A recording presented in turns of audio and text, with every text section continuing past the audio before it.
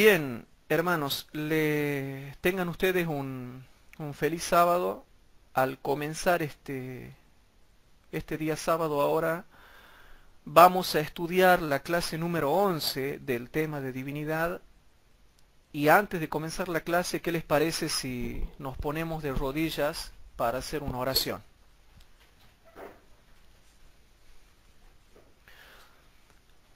Padre nuestro que estás en el cielo, te damos gracias por este día sábado que ha comenzado. Te pedimos por favor, Señor, que te quedes con nosotros, que perdones todas nuestras flaquezas, debilidades, pecados, y que nos ayudes en las preocupaciones que cada uno de nosotros tenemos. Te pedimos por los miles de hermanos en todo el mundo que están escuchando estas clases y que a su vez son instructores bíblicos y dan estudios bíblicos. Te pedimos por favor que ellos puedan ir a tu palabra y puedan verificar por ellos mismos todo el mensaje que está escrito en la Biblia, Señor. Que ellos realmente puedan verificar todo lo que tú nos enseñas. Padre querido, te pedimos por ellos también y te pedimos por los hermanos que se están atreviendo a dar clases bíblicas de investigación para ayudar a terminar de predicar el Evangelio en todo el mundo. Quédate con nosotros y te lo pedimos todo en el nombre de Jesús. Amén.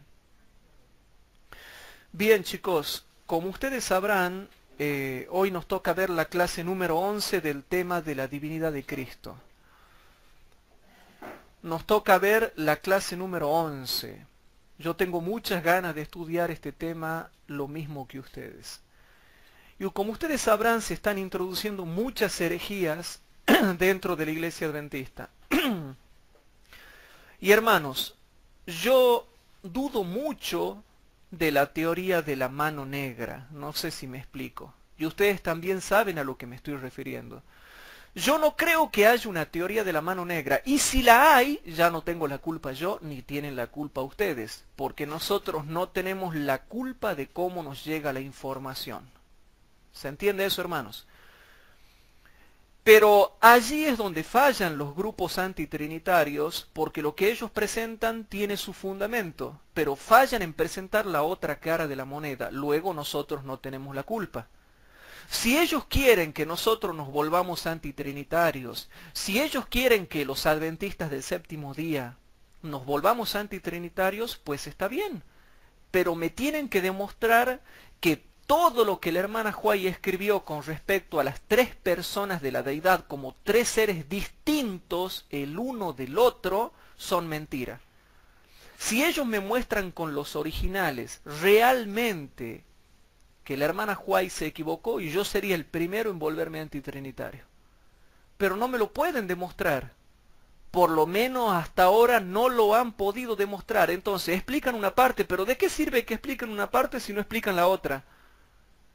Ellos hablan del tema de dos en uno y uno en dos, y de los dos y de los dos y de los dos, pero no pueden explicar las otras citas que hablan de las tres personas de la deidad, en donde la hermana White, a medida que fue pasando el tiempo, fue recibiendo más luz. Hermano, yo no tengo problema en volverme antitrinitario, pero me tienen que demostrar, y hasta ahora no han podido. ¿Se va entendiendo lo que yo estoy presentando? Entonces, ¿cómo puede ser posible, hermanos, que haya citas de dos y que después haya citas de tres? Y las citas de dos están bien, pero las citas de tres ya están mal. Las citas de tres son la mano negra. Entonces, ¿por qué no demuestran que eso está equivocado? No me pueden decir, ah, no, lo que pasa es que eso la han cambiado, eso se ha metido la mano negra, eso está tergiversado, resulta que eso ha sido cambiado, y así la arreglan. Hermano, no se arregla así la cuestión. Tienen que hacer todo un trabajo de investigación y probar lo que aseveran. Si ellos no pueden probar, nosotros seguiremos creyendo en las tres personas de la deidad como tres personas distintas la una de la otra. ¿Se entiende, hermanos? Entonces, no me pueden decir ellos a mí, no, esas citas que habla de tres fueron tergiversadas y hay la mano negra. Eso no me pueden decir. ¿Saben por qué? Porque yo le digo lo mismo. La cita que habla entonces de dos, hubo una mano negra y fue tergiversado. Y no terminamos más, porque ellos se cerrarían en su postura y yo me cierro en la mía. Entonces no llegamos a ningún acuerdo. Yo creo que hay una perfecta armonía en las citas, sino de lo contrario tendría que haber una prueba fehaciente de que toda esa cantidad interminable de citas que habla de tres personas de la deidad, de tres personas distintas, del bautismo con la fórmula de Mateo 28:19, de todo eso, hermanos, tendrían que demostrar que está equivocado y no venir a decir, ah, es un misterio. No sabemos por qué la hermana White citó Mateo 28:19. Y ya van a ver cuando yo dé la serie La humanidad de Cristo, la serie de la falsa teoría de la mano negra, la serie de la divinidad del Espíritu Santo, la serie del bautismo en el nombre de Jesús, la serie del bautismo en el nombre del Padre, del Hijo y el Espíritu Santo. Vamos a ver todo eso, no va a quedar nada que no expliquemos. Por lo tanto, vuelvo a repetir, yo soy un buscador de la verdad. Y a mí no me sirve que me presenten fundamentos a medias. Tú me puedes presentar muy bien tu postura, pero si tú no me demuestras que yo estoy equivocado en la otra mitad, en la otra parte, de nada sirve que tu parte esté bien si tú no me has demostrado que mi parte está equivocada. Yo les comento qué es lo que hacen los antitrinitarios. Ellos pretenden demostrar el tema de que la Trinidad está todo mal, que es un gravísimo blasfemia y qué sé yo y qué sé cuánto, y fundamentan su parte, pero no explican todo lo que la Biblia presenta con respecto a las tres personas de la deidad. Entonces, ¿cómo puedo yo creer que lo que ellos dicen es correcto? ¿Cómo pretenden que la iglesia adventista abandone su creencia en las tres personas de la deidad si ellos nunca han podido demostrar lo otro y simplemente se cierran diciendo de que hubo alguien que cambió, que fue el héroe Efrón, que fueron los otros pioneros trinitarios y qué sé yo y qué sé cuánto? Y ahí nomás lo dejan. No, dice eso fue cambiado. No es tan sencillo.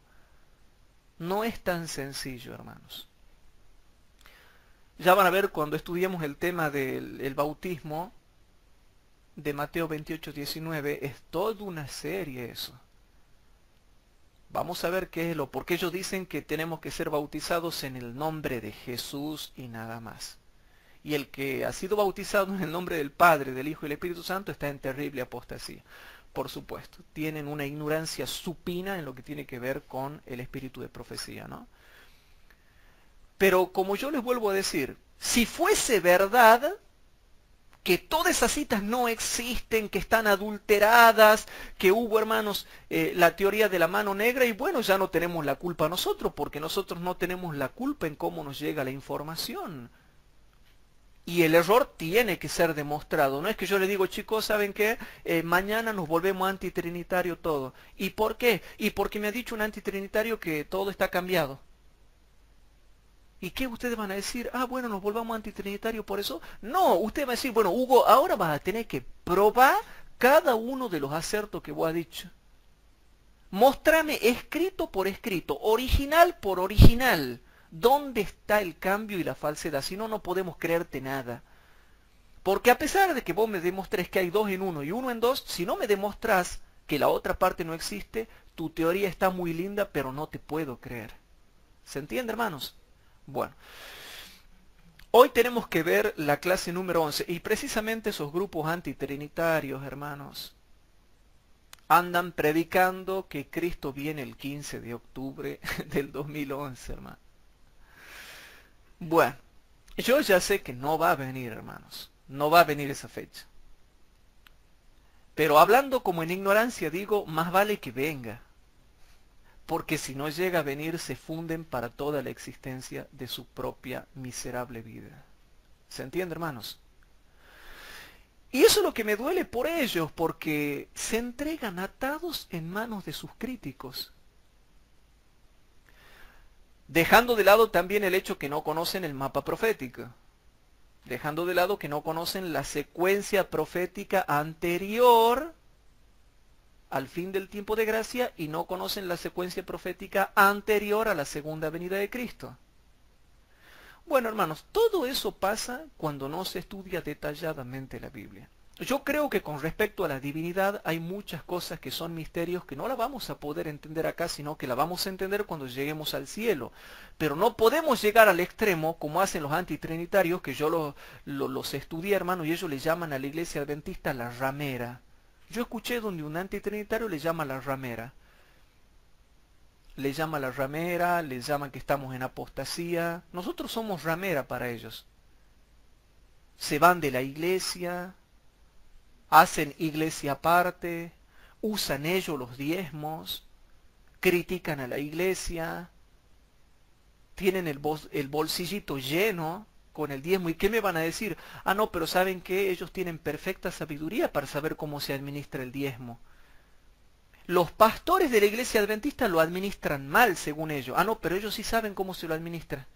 Y ya lo creo que sí saben. Yo no le veo una casa fea a ninguno de los antitrinitarios. Por un lado. Por otro lado, piden por carta hacerse borrar. ¿Cuándo se profetizó eso en el espíritu de profecía? Entonces, ¿para qué sirve el espíritu de profecía si no dice nada de lo que ellos están haciendo? Sí. ¿Qué es más difícil entender? ¿El mapa profético o el tema de la deidad? O sea, ¿quién es más engorroso? Es más fácil entender el mapa profético que el tema de la deidad. Entonces, Y el mapa profético es fácil de entenderlo, hermanos. manejan el mapa profético Y ellos, el pedido de deidad. exactamente, no manejan ni el mapa profético ni el tema de la deidad. Entonces, hermanos, hoy vamos a ver la clase número 11. Estamos tratando de avanzar en forma lenta, porque si yo me adelanto no van a entender nada, pero tengan cuidado con los grupos antitrinitarios. Tengan cuidado con cualquier grupo que ataque a la iglesia adventista. El que ataca a la iglesia adventista bajo el pretexto de que él está buscando la humildad y la santidad, no es de Dios, hermanos. No es de Dios. Si Jeremías estuviese vivo hoy en día, no lo vería yo en un ciber, internado en un ciber subiendo videos contra la iglesia con la camarita que él ha filmado. Ningún profeta haría eso, sino que sufriría por su pueblo y trataría, hermanos, de ayudar al pueblo y no hacer público los pecados. Entonces, que no me vengan a mí a decir, hermanos, que ellos tienen celo por la verdad. A mí me duele, hermano, lo que hacen ellos. El único celo que le veo es celo por comer, porque los veo bien gorditos a todos los antitrinitarios que veo, hermanos. Y que no me vengan a decir que guardan el sistema ProSalud y que esto que el otro. En fin, no quiero yo meterme en ese aspecto, pero me duele, hermanos, y le digo sinceramente, me enoja el ver cómo atacan a la iglesia adventista. Pero se los ve que viven muy bien, se ve que reciben muy bien los diezmos. No les veo que pasen necesidades. Y se ve que comen muy bien porque están gorditos. Hermanos queridos, es muy triste ver cómo se ataca nuestra iglesia. Es nuestro pueblo. Ay, pero hay apostasía. Y claro que hay apostasía. Hermanos, si hasta, hermanos, con todo respeto, ¿no? Hasta el más tonto sabe eso cuando lee el mensaje de la iglesia de la Odisea. Si el mensaje de la iglesia de la Odisea te dice que somos pobre, ciego, desnudo, miserable, cuitado, sin vestidura blanca, sin colirio, sin oro refinado en fuego, castigado por Dios, reprendido por Dios, que no se arrepiente, es lógico que va a haber miembros que van a bailar, miembros que fornican, miembros que adulteran, miembros que toman, miembros que se drogan, miembros que bailan, miembros que hacen desfile de moda. Es lógico. ¿Qué para ustedes es nuevo eso? Si yo ya lo vi en la Biblia hace rato. El mensaje a la iglesia de la Odisea es claro. Yo no necesito ir a un grupo antitrinitario para que me muestre con una cámara que ha filmado todos los pecados que hay dentro de la iglesia, porque la Biblia me lo enseñó cuál es nuestra condición de tibieza.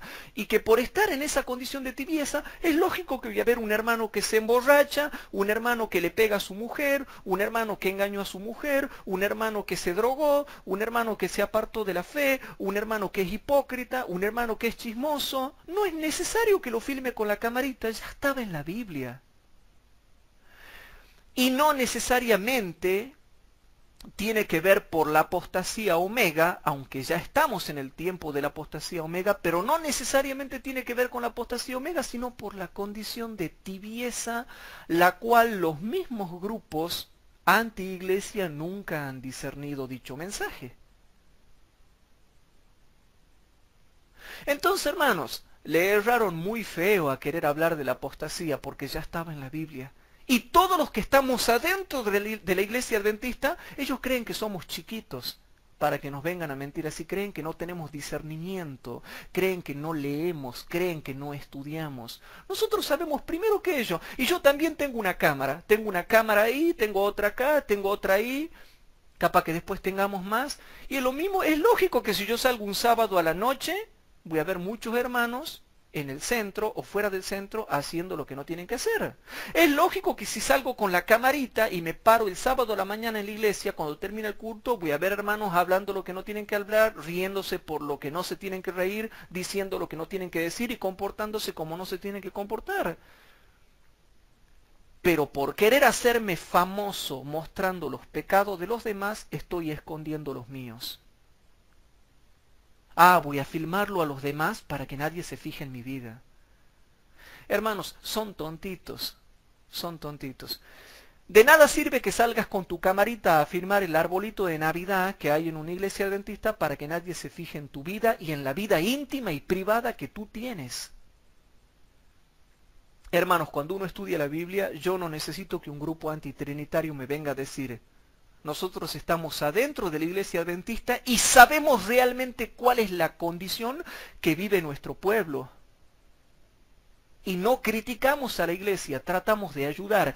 El que realmente tiene a Cristo adentro no es un cobarde que se va de la iglesia para criticarla desde la vereda del frente. Eso es un cobarde.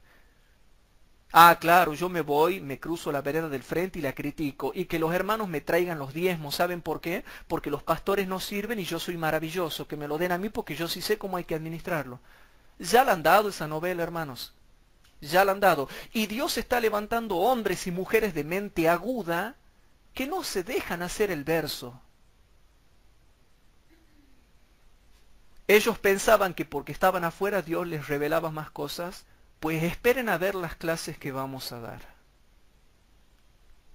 Y gracias a Dios, si Dios lo permite, hermanos, si Dios lo permite y quiere, ya próximamente vamos a tener acá el trípode con si Dios quiere, si Dios lo permite, para que retomemos las clases del santuario ya con los dibujos ahí.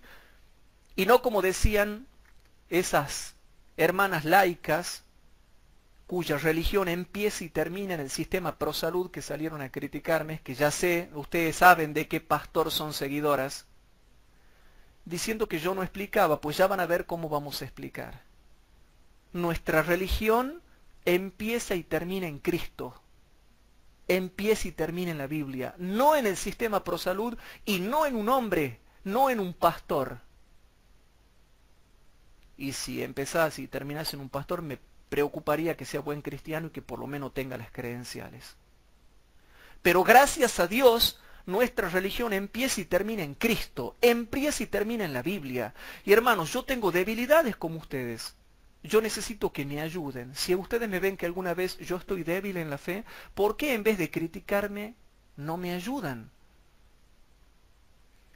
Pero ya próximamente vamos a acomodar acá las cosas para que hagamos todos los dibujos acá en el pizarrón y vamos viendo lo que se relaciona con el santuario y varias otras cositas más que les quiero mostrar.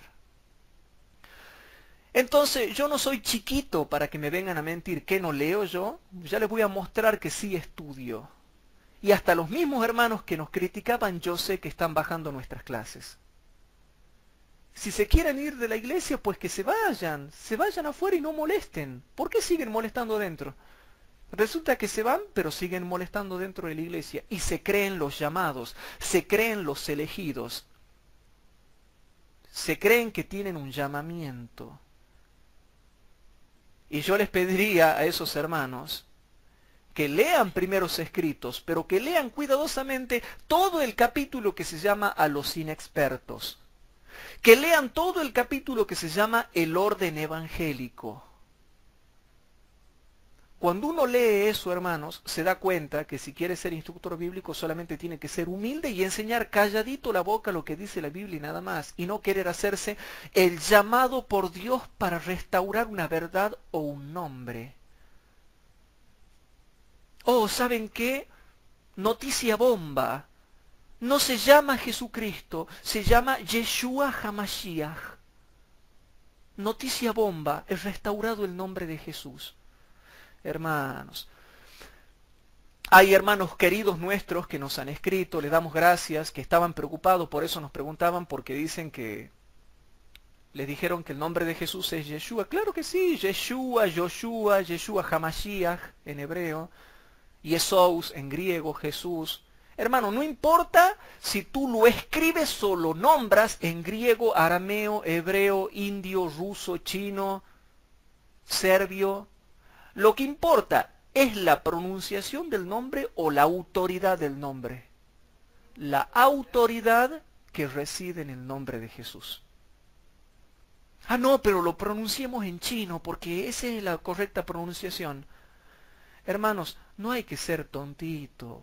No hay que ser tontito. Los hermanos que hablan así, tengan cuidado porque tienen metido el judaísmo en la cabeza, quieren volverse al judaísmo un poco más y no quieren hablar en hebreo porque Jesús habló en arameo. Ahora todos hablemos en arameo porque ¿saben qué? Noticia bomba. He descubierto que Jesús habló el arameo. Entonces, ¿saben qué? Para que tengamos el lenguaje puro del cielo, ahora todos hablemos arameo.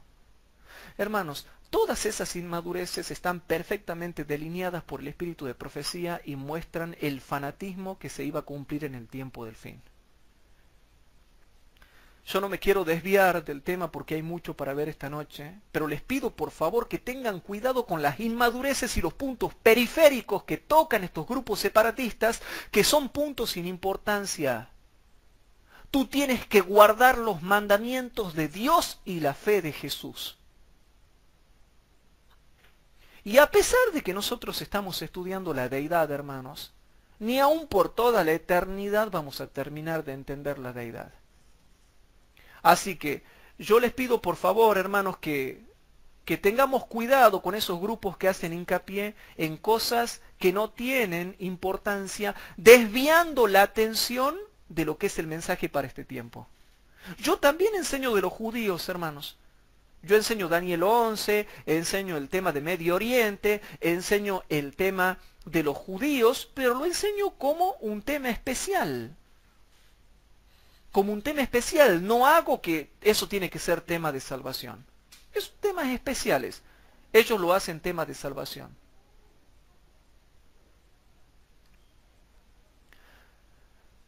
Entonces, hermanos queridos, ¿a qué quiero llegar con esto? Yo les aclaro esto para que no se dejen seducir por tonterías, ¿sí? La clase de hoy, hermanos, se llama la clase número 11, que se llama Jesús es Dios Todopoderoso, segunda parte. Y le mandamos un saludo a todos esos hermanos queridos que nos escriben para preguntarnos ciertas cosas con respecto al tema de la divinidad. Y los alentamos a que realmente sigan dando estudios bíblicos porque nuestra iglesia necesita guerreros, soldados que se levanten como instructores bíblicos para hacer la obra de Dios. Hoy vamos a terminar de comprobar lo poderoso que es Jesús en el sentido de ser todopoderoso. Y que si hay algo que Cristo no puede hacer, ya no es igual al Padre en todo. Entonces vamos a repasar el tema del Padre, porque hay que ver cómo será el Padre para ver si el Hijo es igual. Entonces vamos a Apocalipsis capítulo 11, versículo 15 al 17. Hermanos queridos, si nosotros vamos a Apocalipsis 11, y noten algo interesante acá, por favor, noten algo interesante. Voy a tratar de no esforzar tanto la voz, hermanos, porque si no me canso. En Apocalipsis capítulo 11, vamos a hacer un poquito de silencio, así no esfuerzo tanto la voz. En Apocalipsis capítulo 11, versículo 15 al 17, está hablando de Dios el Padre. Y presten atención cómo habla de Dios el Padre, ¿no? Presten atención. Apocalipsis 11, 15 al 17. Y el séptimo ángel tocó la trompeta y fueron hechas, dice, grandes voces en el cielo que decían: los reinos del mundo han venido a ser los reinos de nuestro Señor. ¿Quién es ese? Y de su Cristo. Entonces, ¿quién es nuestro Señor? El Padre. Nuestro Señor, el Padre, y de su Cristo, y reinará para siempre jamás. Y los 24 ancianos que estaban sentados delante de Dios, ¿quién es ese? El Padre. Delante de Dios en sus sillas, se postraron sobre sus rostros y adoraron a Dios. ¿Quién es ese? El Padre. Y ahora noten lo que le dicen al Padre, versículo 17, diciendo: te damos gracias, Señor Dios Todopoderoso. ¿Se han dado cuenta? ¿Quién es el Señor? ¿Quién es nuestro Señor del versículo 15? El Padre. ¿Y quién es el Señor Dios Todopoderoso del versículo 17? El Padre. ¿Se entiende, hermanos? Entonces en el versículo 17, y tomen nota, por favor, tomen nota los hermanos que nos están siguiendo a través de internet, yo les pido por favor que tengan una hojita en blanco, porque estas clases bíblicas, les quiero ser sincero a los hermanos que nos escuchan por internet, estas clases no son muy de cine, hermanos. Estas clases son clases bien crudas, clases crudas para aprender Biblia. Así que los hermanos que están aprendiendo con nosotros tengan una hojita en blanco para ir anotando todos los versículos que vamos a tocar.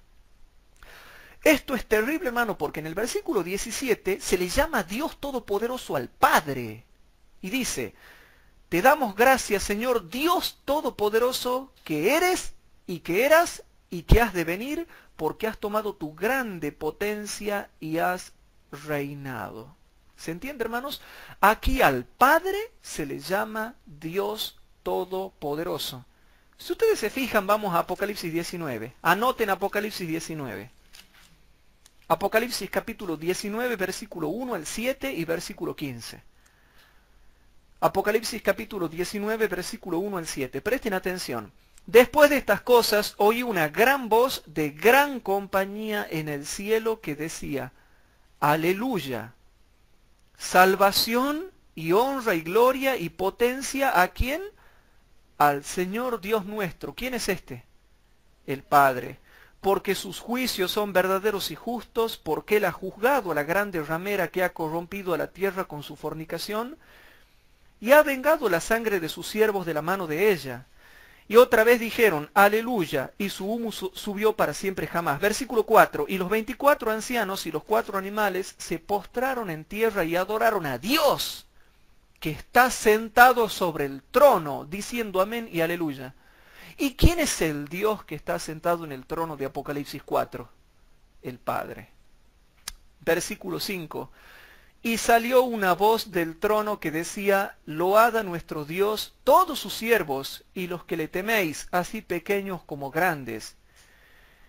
Versículo 6. Y oí la voz como de una grande compañía y como el ruido de muchas aguas y como la voz de grandes truenos que decía: Aleluya, porque reinó el Señor nuestro Dios Todopoderoso. Y dice el versículo 7, gocémonos y alegrémonos y démosle gloria, porque son venidas las bodas del Cordero, y su esposa se ha aparejado. Queda claro, hermanos, en el versículo 1 al 7, el Señor Dios Todopoderoso es el Padre, y el Cordero es el Hijo. Pero hay una diferencia entre el Dios Todopoderoso y el Cordero. ¿Se entiende, hermanos? Y al Padre se le llama el Dios Todopoderoso. Y por eso es que en el versículo 15, hablando del Cordero, dice lo siguiente: y de su boca sale una espada aguda para herir con ella a las gentes, y él los regirá con vara de hierro, y él pisa el lagar del vino del furor y de la ira de ¿quién? Del Dios Todopoderoso. El Cordero pisa el lagar de la ira del Dios Todopoderoso. Ese versículo es muy profundo, hermanos. Pero básicamente acá lo aplicamos como que el Cordero pisa el lagar de la ira de Dios, del Padre. Al Padre, por el contexto, se le llama el Dios Todopoderoso. Y en Apocalipsis, al que está sentado en el trono se le llama el Dios Todopoderoso. Y en Apocalipsis 4, al que está sentado en el trono se le llama el Dios Todopoderoso. Y se hace una clara diferencia con el Cordero, que recién aparece en el capítulo 5 para tomar el libro de la mano del Padre y después comenzar a abrir sus 7 sellos. Ustedes saben, hermanos, y yo les debo a ustedes las clases de los 7 sellos que ya después les voy a dar, Pero cuando Cristo comenzó su ministerio en el santuario celestial, en el lugar santo, se dio la ceremonia donde él fue ungido como sumo sacerdote, una gran ceremonia que está en Apocalipsis 4 y 5.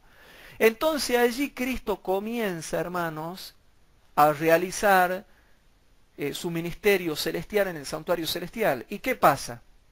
Comienza su ministerio como sumo sacerdote, es la ceremonia de su comienzo, y es allí también cuando se comienzan a abrir el primer sello de los 7, que es cuando comienza la iglesia cristiana primitiva. ¿Cuándo comenzó la iglesia cristiana primitiva? En el año 31 después de Cristo, con el descenso del Espíritu Santo en el día de Pentecostés. Por eso es que dice clarito, y lo hemos estudiado en el tema del santuario, que cuando Cristo ascendió al cielo y fue ungido como sumo sacerdote, el hecho de que haya descendido el Espíritu Santo fue una señal de que Cristo había comenzado su ministerio y que comenzaba la era cristiana y que comenzaba, hermanos, la apertura del primer sello. Entonces se dio a entender todo eso y comenzaba la iglesia cristiana cuando el caballo blanco sale venciendo y para vencer. Ya van a ver cuando estudiemos el primer sello, hermanos, cuando nosotros comencemos a estudiar los 7 sellos, van a ver que ahí voy a explicar todo eso, cómo comenzó, hermanos. Hay gente que no entiende los 7 sellos. Ya después vamos a estudiar los 7 sellos. Pero todo lo que les voy mostrando acá, hermanos, muestra que el Padre que está sentado en el trono y que comenzó con Apocalipsis 4 es tremendo, hermanos, muestra la terrible gloria del Padre. Y a él se le llama Santo, Santo, Santo, el Señor Dios Todopoderoso, el que es y que era y que será. Ese Padre que está sentado en el trono no tiene principio ni tiene final. Y no fue engendrado por nadie en el sentido de que tuvo comienzo. Y nos habíamos cansado de mencionar que en Primeros Escritos, página 287, se le llama de la misma forma a Cristo. Bueno, habiendo dejado en claro con este fundamento bíblico que al Padre se le llama el Señor Dios Todopoderoso, pasamos... quiero mostrarle una cosita. Vamos a Apocalipsis 4. Tomen nota, no vayan tomando nota de todo este fundamento bíblico. Apocalipsis capítulo 4, versículos 8 y 11. Aquí se habla del Padre. Noten que estamos viendo acerca del Padre. Quiero redondear esta idea con respecto al Padre. En Apocalipsis capítulo 4, versículo 8 dice, y los 4 animales tenían cada uno por sí 6 alas alrededor, y de dentro estaban llenos de ojos, y no tenían reposo día ni noche, diciendo, Santo, Santo, Santo, el Señor, Dios Todopoderoso, el que es y que era y que ha de venir. Versículo 11, Señor, digno eres de recibir gloria y honra y virtud, porque tú criaste todas las cosas, y por tu voluntad tienen ser, y fueron criadas. Ya van a ver, hermanos, cuando lleguemos al tema del engendramiento del Hijo, y veamos estos textos, que ahora no los quiero tocar, ¿no? Ahí vamos a entrar a hablar de lo que es existencia. Pero todo este fundamento bíblico que te estoy dando, hermanos, deja bien en claro que el Padre es el Dios Todopoderoso. Entonces ahora entramos a la dimensión del Hijo. El Hijo siempre ha sido piedra de tropiezo y roca de escándalo, tanto para los ángeles que cayeron como para los impíos que se pierden. Tanto en su divinidad como en su humanidad, Cristo es roca de escándalo, hermanos. Y muchos tropiezan en esa roca. Hasta Satanás tropezó en el cielo con Cristo. Los hombres tropezaron con Cristo en esta tierra. Después los cristianos siguen tropezando por no entender quién es Cristo. Entonces, si el Padre es Dios Todopoderoso, ¿el Hijo es Dios Todopoderoso? ¿Por qué? Porque tiene los mismos, y porque Él dijo clarito, yo y el Padre una cosa somos. Pero aquí me quiero detener a explicar algo que no les expliqué en las clases anteriores. Habiendo dejado en claro que el Padre es Dios Todopoderoso, ahora vamos a ver por qué el Hijo es Dios Todopoderoso. Y no es simplemente, no, dicen los antitrinitarios. Él es Hijo Todopoderoso porque el papá tuvo al hijito Entonces le ha dado el apellido y ya está.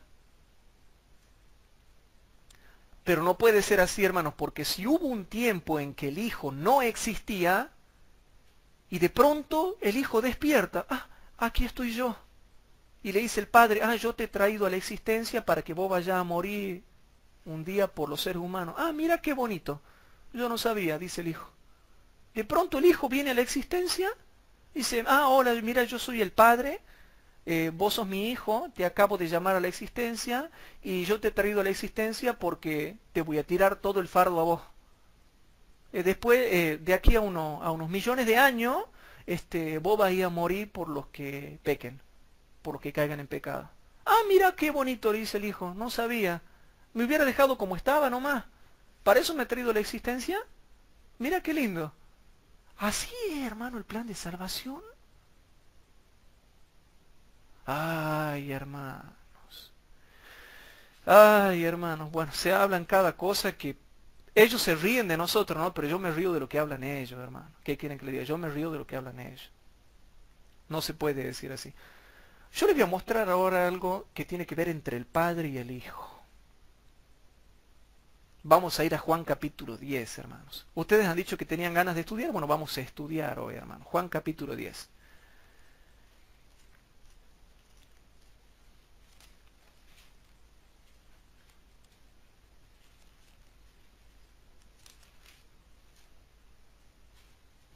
Juan capítulo 10, versículo 29 al 31.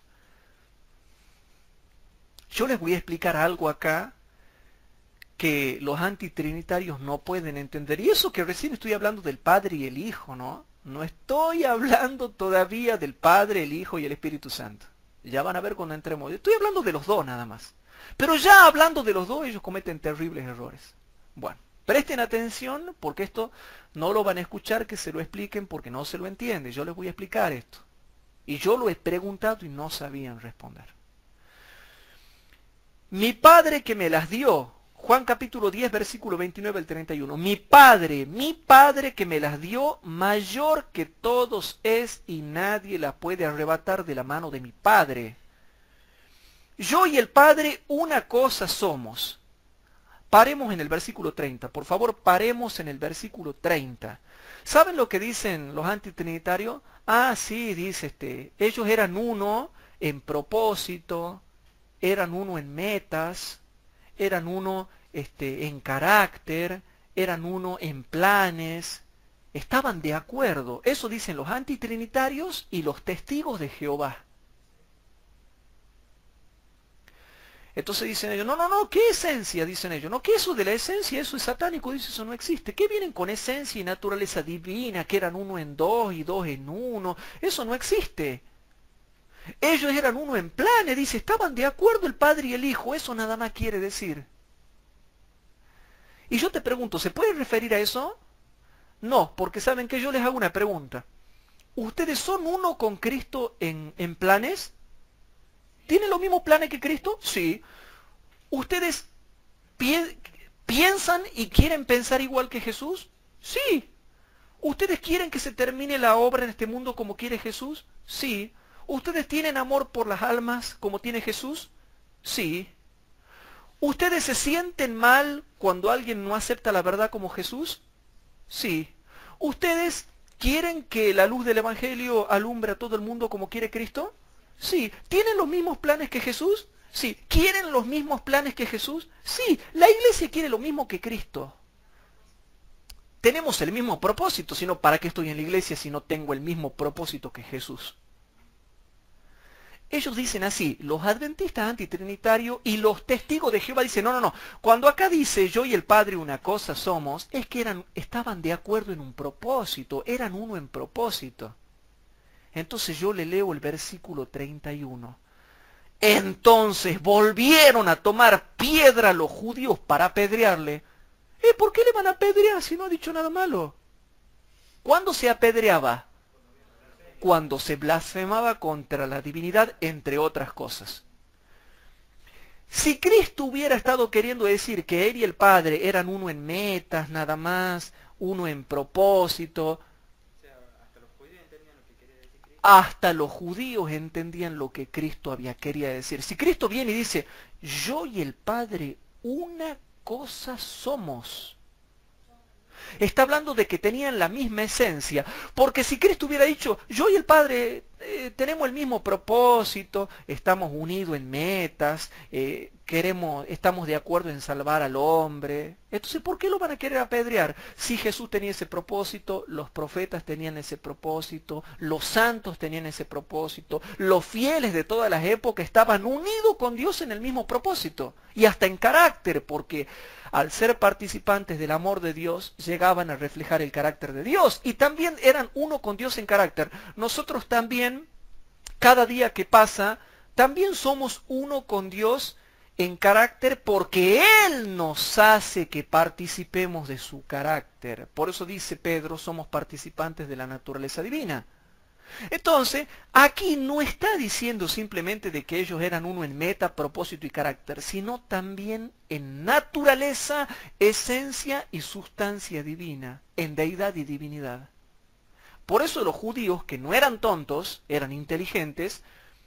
Hermanos, ¿sí los judíos eran tontos? No, eran bien inteligentes. El problema no era eso, el problema es que eran duros de corazón. Ellos sabían, se daban cuenta quién era Cristo y así endurecían su corazón. El problema no era la inteligencia, el problema era la dureza de su corazón. Entonces viene, hermano, el versículo 30 y dice, yo y el Padre una cosa somos. No se estaba refiriendo solamente a unidad de propósito, metas y planes. No, es que sí voy a leer el contexto, sí voy a leer el contexto. Entonces, ¿a qué quiero llegar con esto? Se está refiriendo a algo más profundo que una simple meta de propósito. ¿Saben lo que dicen los testigos de Jehová? No, dice, acá lo que se refiere es que estaban de acuerdo, dice. Estaban de acuerdo. Por eso eran uno. Así como dice, los cristianos somos uno porque todos tenemos la misma meta, predicar el Evangelio, las buenas nuevas. Pero si Cristo estaba diciendo que tenía el mismo propósito que el Padre, nada más, y que vino a hacer la voluntad del Padre, no lo tendrían que haber querido apedrear por pecado de blasfemia contra la divinidad. Entonces el versículo 31 dice, entonces volvieron a tomar piedra los judíos para apedrearle. Aquí clarito Jesús estaba diciendo que Él tiene la misma naturaleza divina que el Padre. Y yo te hago una pregunta, hermanos. ¿La naturaleza divina del Padre es todopoderosa? Sí. ¿Es eterna? Sí. ¿Tuvo principio? No. Entonces, ¿cómo puede ser que Cristo, hermanos, digan que tuvo principio? Si Cristo no es eterno como el Padre, nunca podría haber sido una cosa con el Padre.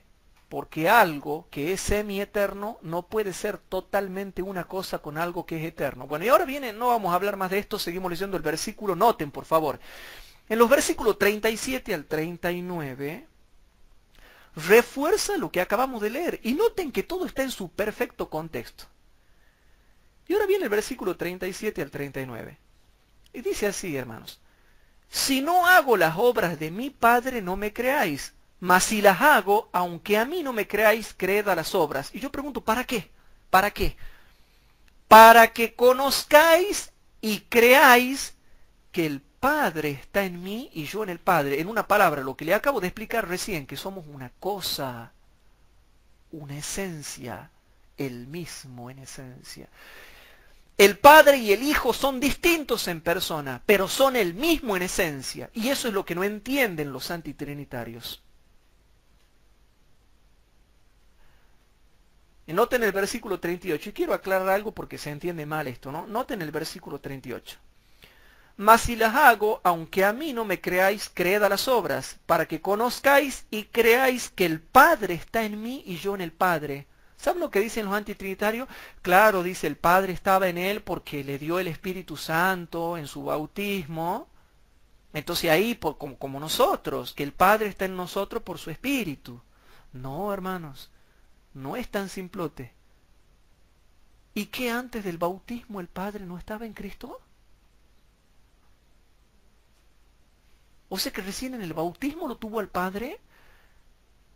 No, hermanos, esto es muy profundo. Emmanuel, que traducido es Dios con nosotros, antes del bautismo, durante el bautismo y después de su bautismo. Para que conozcáis y creáis que el Padre está en mí y yo en el Padre. Y noten, ¿de qué habrá hablado aquí? Que él tenía el Espíritu Santo. Y noten el versículo 39. Y procuraban otra vez prenderle, mas él se salió de sus manos. ¿Por qué lo querían matar? ¿Por qué lo querían prender? Porque ¿qué habían entendido los judíos? Que él decía, el Padre está en mí porque él me da su influencia, su espíritu, porque yo tengo su favor. No, porque se estaba igualando a Dios en esencia. El Padre y el Hijo son distintos en personas, pero son el mismo en esencia. Porque si tuviesen, hermanos, distinta naturaleza divina, serían dos dioses distintos. En el versículo 33 dice así, respondiéndole los judíos diciendo, por buena obra no te apedreamos, sino por la blasfemia, porque tú siendo hombre, ustedes solitos se dan cuenta, hermanos. ¿Qué entendían los judíos según el contexto? Que el Hijo tenía el Espíritu Santo, que el Padre le había dado su influencia, que eran compañeros y estaban de acuerdo. ¿Eso entendían los judíos? No, los judíos entendían la profundidad de lo que Cristo estaba diciendo. Por eso es que tienen una grande condenación los judíos, porque entendían, pero no querían aceptar por la dureza de sus corazones, hermanos. Está hablando de naturaleza divina. Lean todo el contexto, hermanos. Les hago una pregunta. ¿Qué estaba diciendo Cristo? ¿Yo y el Padre somos una persona? No. Una misma deidad, una misma naturaleza divina. Por eso es que dentro de la deidad o divinidad hay tres personas divinas. Y eso lo vamos a ver después. Esos que ridiculizan la tercera persona de la divinidad ya van a ver cómo vamos a desarrollar el tema. Todo el contexto te muestra que está hablando de la naturaleza divina, esencia divina, sustancia divina.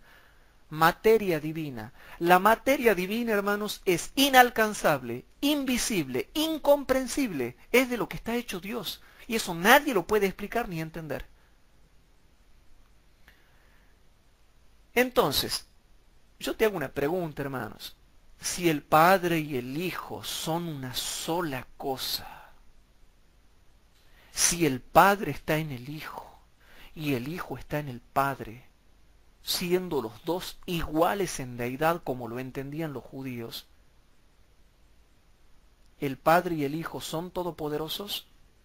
Se cae de maduro, hermanos. Sigamos leyendo un poquito más. Juan capítulo 14, versículos 10 y 11. En Juan capítulo 14, versículos 10 y 11. Fijémonos lo que dice ahí. En Juan capítulo 14, versículos 10 y 11 dice lo siguiente, hermanos. Dice así. ¿No crees que yo soy en el Padre y el Padre en mí? Las palabras que yo os hablo, no las hablo de mí mismo. Noten la profundidad que está diciendo aquí. No las hablo de mí mismo, mas el Padre que está en mí, Él hace las obras. Versículo 11. Creedme que yo soy en el Padre. No le querían creer, hermanos. ¿Qué era en el Padre? ¿La persona del Hijo era en el Padre o la deidad del Hijo era en el Padre? La deidad, hermano. ¿Qué comparten el Padre y el Hijo? ¿La persona o la deidad? La deidad, hermano, porque no podemos hablar de que comparten la persona porque eso es espiritismo. ¿Se entiende, hermano? Eso es fantasma. Eso es hablar de fantasma, hermano. Entonces dice clarito, ¿no crees que yo soy en el Padre y el Padre en mí? Las palabras que yo os hablo no las hablo de mí mismo, mas el Padre que está en mí, Él hace las obras. Versículo 11, creedme que yo soy en el Padre y el Padre en mí. De otra manera, creedme por las mismas obras. Las obras que estoy haciendo son las obras del Padre, no las mías. Y ahí viene otra profundidad que después lo vamos a estudiar cuando veamos qué significa la profundidad de que a Cristo se le llama en Isaías 9, 6 y 7 el Padre Eterno. Cristo siempre ha sido Padre Eterno. Pero eso lo vamos a estudiar después. Che, vos, Sí. pregunta aquí porque aquí dice, ¿no crees que yo soy en el Padre? O sea, el hecho de decir yo soy, o sea, dice que es como que Él existe en el Padre, ¿verdad? Claro, Y el Padre en Él, el Hijo existe en el Padre y el Padre en Él, o sea, porque dice, y el Padre existe en el Hijo. Y ahí está la perfección de la divinidad de Cristo y la perfección de la divinidad del Padre. ¿Se entiende, hermanos? Muy bien por lo que dice Nelson. Entonces, yo le pediría a los antitrinitarios que estudien bien estos temas y que se preparen para las 500 clases que vamos a dar. Hermano, estuve haciendo nuevos descubrimientos de divinidad con respecto a Biblia que mejor ni les cuento, hermanos. Las cosas que he descubierto. Y por ahora me voy a quedar callado, pero he logrado desarmar algunas de las teorías de los antitrinitarios. Pero con Biblia, porque ellos se jactan de que usan Biblia y Biblia 1. Ya van a ver cuando estudien conmigo las otras clases que faltan. Sigamos leyendo.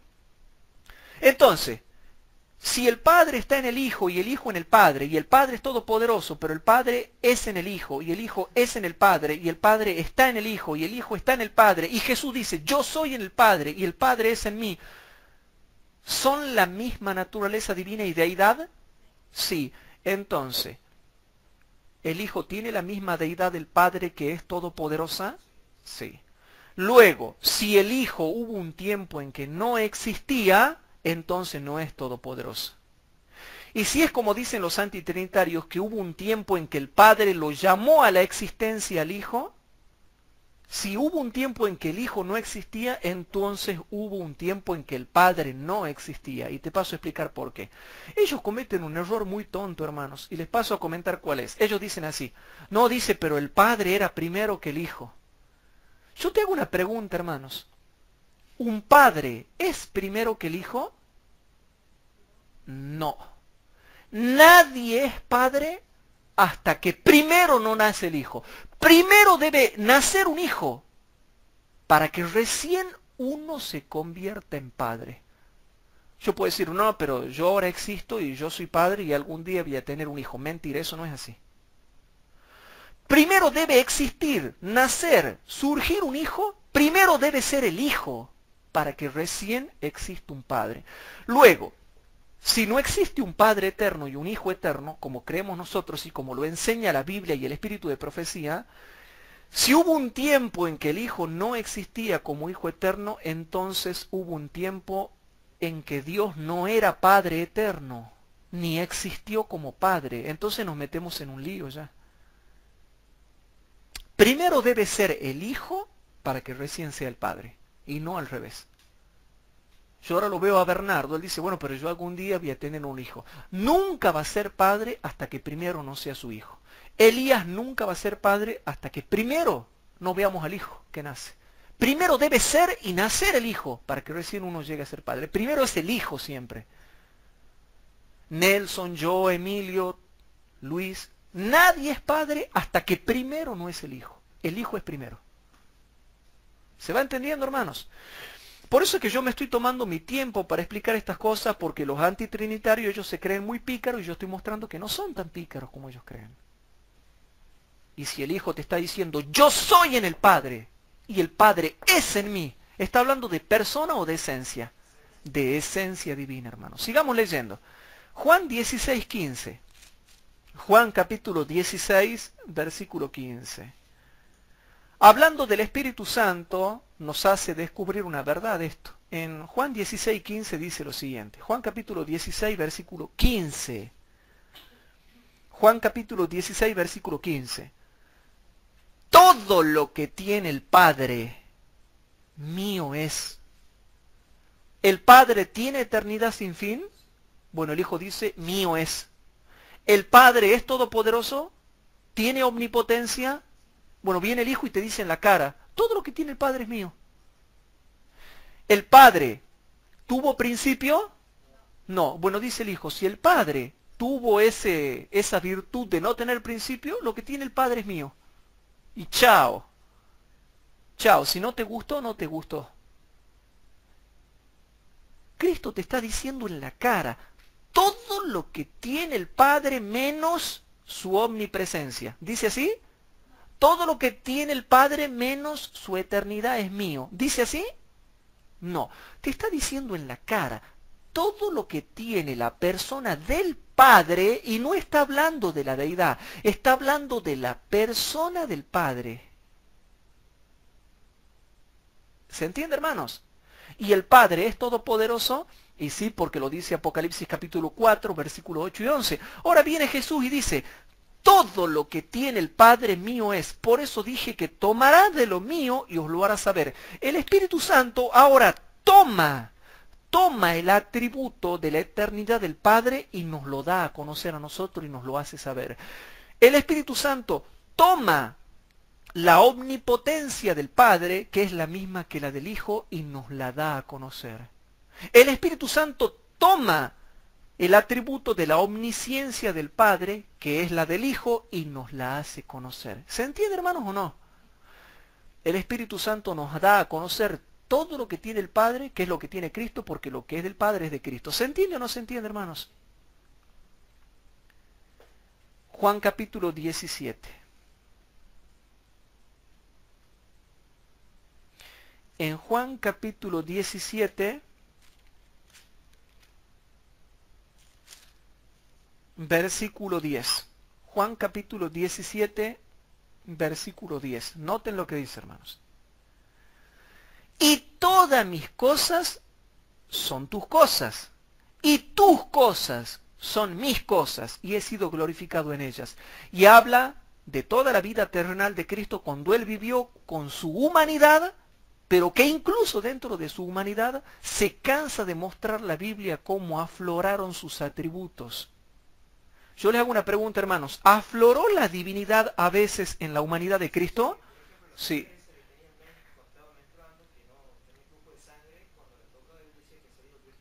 Salió virtud de él. Hay veces que se manifiesta su omnipotencia cuando él dice yo soy y cayeron a tierra.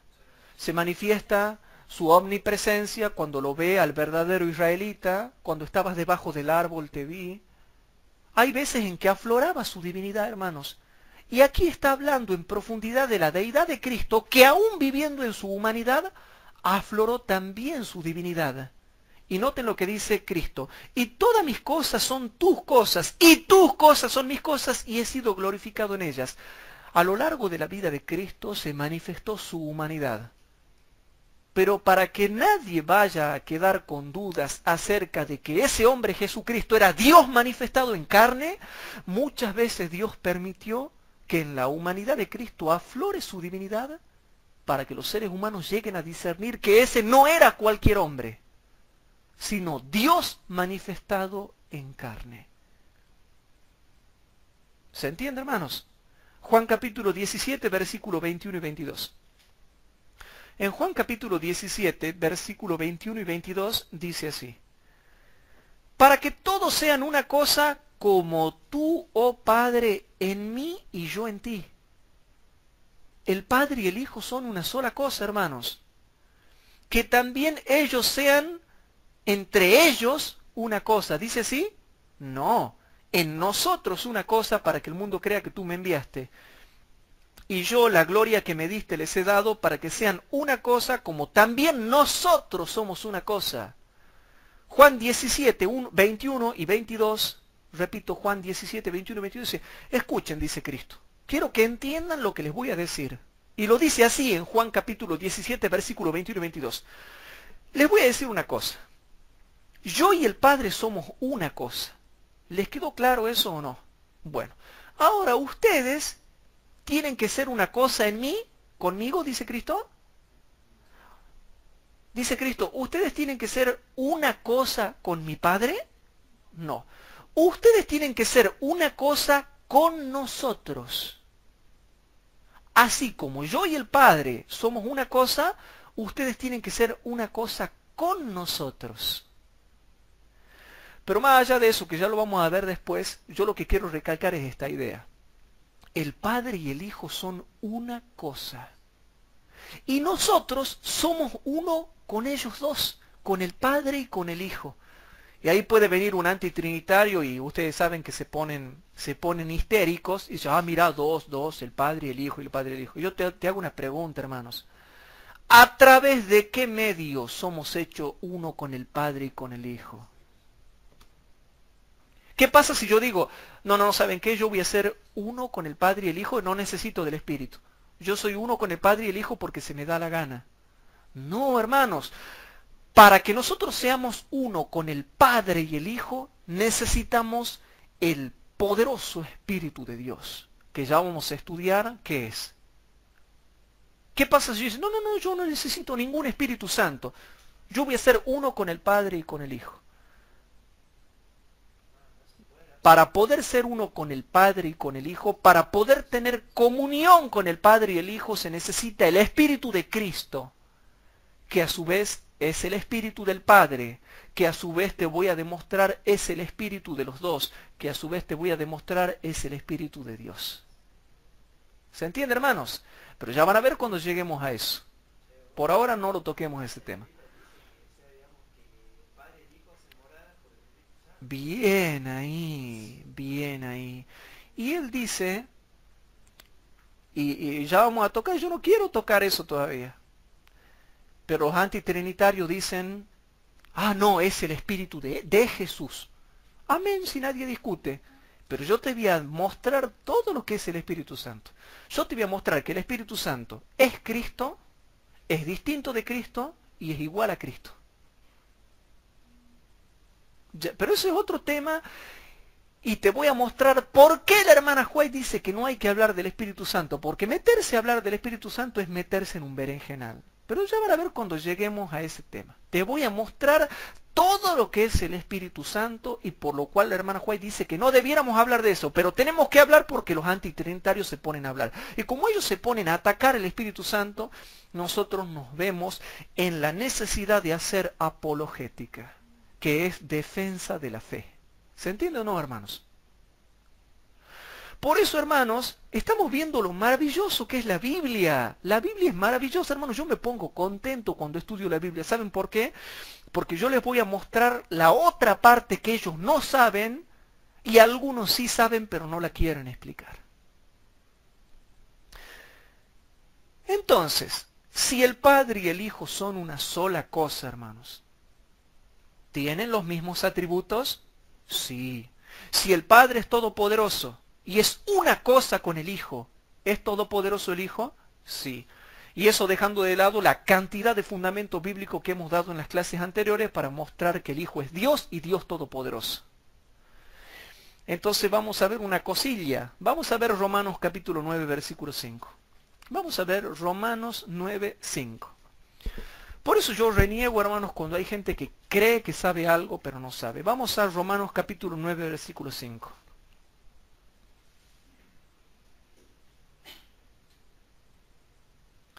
En Romanos capítulo 9, versículo 5 dice así: cuyos son los padres y de los cuales es Cristo según la carne, el cual llegó a ser en un día de la eternidad Dios sobre todas las cosas, bendito por los siglos. Amén. ¿Dice así?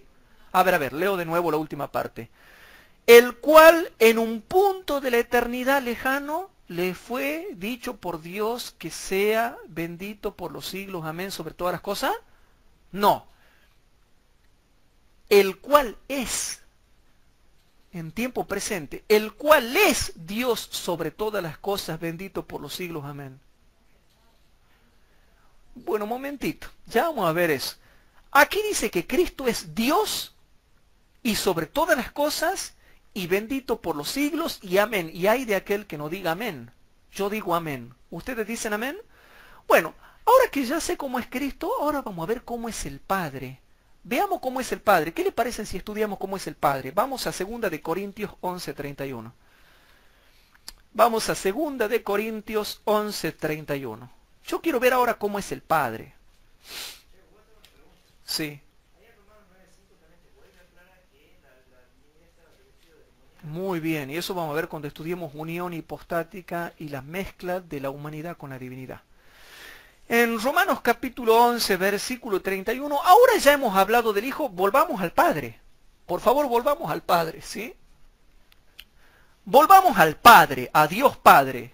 Y en 2 de Corintios 11, 31 dice así: el Dios y Padre del Señor nuestro Jesucristo, que es bendito por los siglos, sabe que no miento.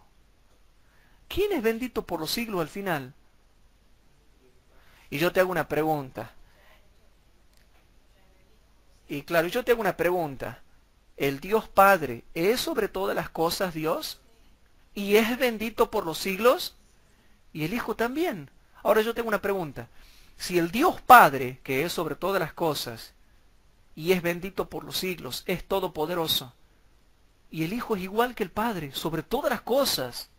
Encima peor, porque acá no está diciendo que el Padre sea sobre todas las cosas, pero en el otro versículo dice que Cristo es sobre todas las cosas. Pero se entiende que el Padre es sobre todas las cosas.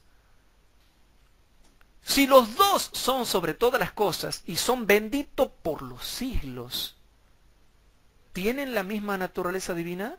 ¿Son todopoderosos los dos? Los dos son Dios sobre todas las cosas, bendito por los siglos. Amén, todopoderosos. Entonces, volvemos a Apocalipsis 1 para repasar lo que hemos visto la clase pasada. En Apocalipsis capítulo 1, versículos 7 y 8. Hablando de Cristo dice lo siguiente. Apocalipsis capítulo 1, versículos 7 y 8.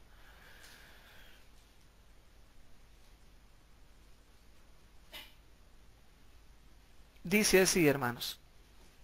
He aquí que viene con las nubes, y todo ojo le verá, y los que le traspasaron, y todos los linajes de la tierra se lamentarán sobre él.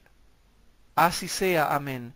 Yo soy el alfa y la omega, principio y fin, dice el Señor, el que es y que era y que ha de venir, el Todopoderoso. ¿Cristo es todopoderoso o no? Luego, si Cristo hubo un tiempo en que fue llamado a la existencia, entonces no puede ser todopoderoso. Porque el Padre es una persona divina.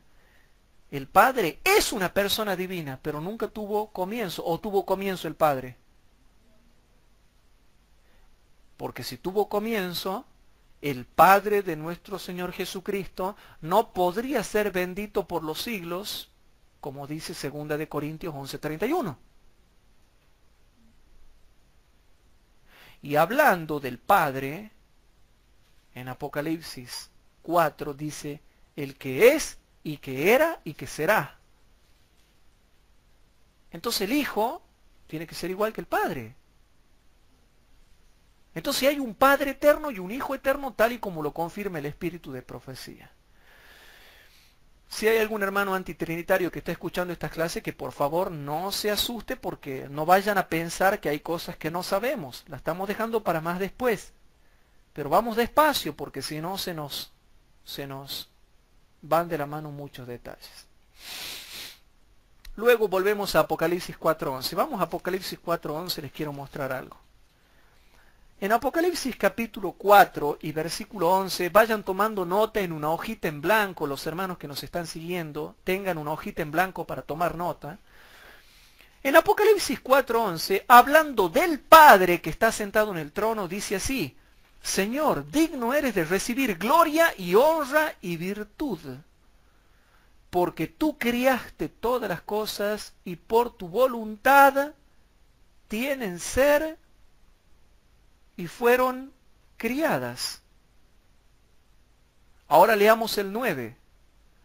Y cuando aquellos animales daban gloria y honra y alabanza al que estaba sentado en el trono, ¿quién era el que estaba sentado en el trono? El Padre. Y noten lo que dice del Padre la última parte del versículo 9. Al que vive para siempre jamás. Entonces, un momentito. El Padre recibe gloria y honra. El Padre es creador. El Padre es el que vive para siempre jamás. Ahora yo te voy a mostrar que los dos son los que viven para siempre jamás. No solo el Padre, sino que los dos son los que viven para siempre jamás. Entonces vamos a Apocalipsis capítulo 5. En Apocalipsis capítulo 5, versículo 12 al 14. Presten atención. Ahora acá en el capítulo 5, los dos son el que vive para siempre jamás. En Apocalipsis 5, versículo 12 al 14 dice, que decían en alta voz, el Cordero que fue inmolado. ¿Y cuándo fue inmolado Cristo? En su humanidad. Es digno de tomar el poder y riquezas y sabiduría y fortaleza y honra y gloria y alabanza. ¿Pero por qué si no es igual que el Padre? O a menos que sea igual que el Padre. Versículo 13. Y a toda criatura que está en el cielo y sobre la tierra y debajo de la tierra, y que está en el mar, y a todas las cosas que en ellos hay, diciendo, al que está sentado en el trono, y a nadie más que a él, sea la bendición y la honra y la gloria y poder para siempre jamás. ¿Así dice? No, presten atención. Y a toda criatura que está en el cielo y sobre la tierra y debajo de la tierra y que está en el mar y a todas las cosas que en ellos hay, diciendo, al que está sentado en el trono y al Cordero por igual, de la misma forma, por igual, de igual manera, a los dos sea la bendición y la honra y la gloria y la potencia, gloria eterna y potencia total, para siempre jamás. ¿A quién se le da toda esta gloria para siempre jamás? ¿Al Padre, al Hijo o a los dos? Entonces yo le hago una pregunta. Si se les da a los dos, ¿quién será el que vive para siempre jamás del versículo 14? Noten. Y los 4 animales decían amén. Y los 24 ancianos cayeron sobre sus rostros y adoraron al que vive para siempre jamás. ¿Quién es el que vive para siempre jamás? La deidad. Y en este caso, ¿quién está mostrando hasta el momento que son la deidad por igual? El Padre y el Hijo. También el Espíritu Santo, pero ahora no estamos hablando del Espíritu Santo. El que vive para siempre jamás son los dos, hermanos. ¿Y quién se atreve a negar eso? ¿Quién se atreve a negar eso? Vamos a ver si la puedo encontrar ahí en el libro que se llama Deseado de todas las gentes. Vamos a ver si la puedo encontrar a la cita.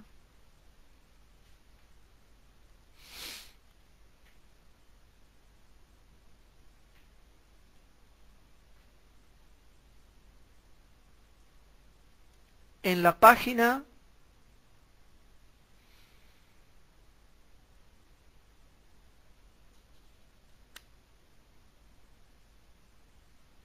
435 dice lo siguiente, hermanos. En el deseado de toda la gente, tomen nota, página 435 dice así, hermanos. Las palabras de Cristo concernientes a Abraham no tuvieron para sus oyentes ningún significado profundo. Los fariseos vieron en ellas solo un nuevo motivo para cavilar. Contestaron con desprecio, como si probaran que Jesús debía ser un loco. ¿Aún no tienes 50 años y has visto a Abraham? Con solemne dignidad Jesús respondió, de cierto os digo, antes que Abraham fuese, yo llegué a ser en un tiempo de la eternidad. ¿Dice así? No. Antes que Abraham fuese, yo soy. Cayó el silencio sobre la vasta concurrencia. El nombre de Dios, dado a Moisés para expresar la presencia eterna.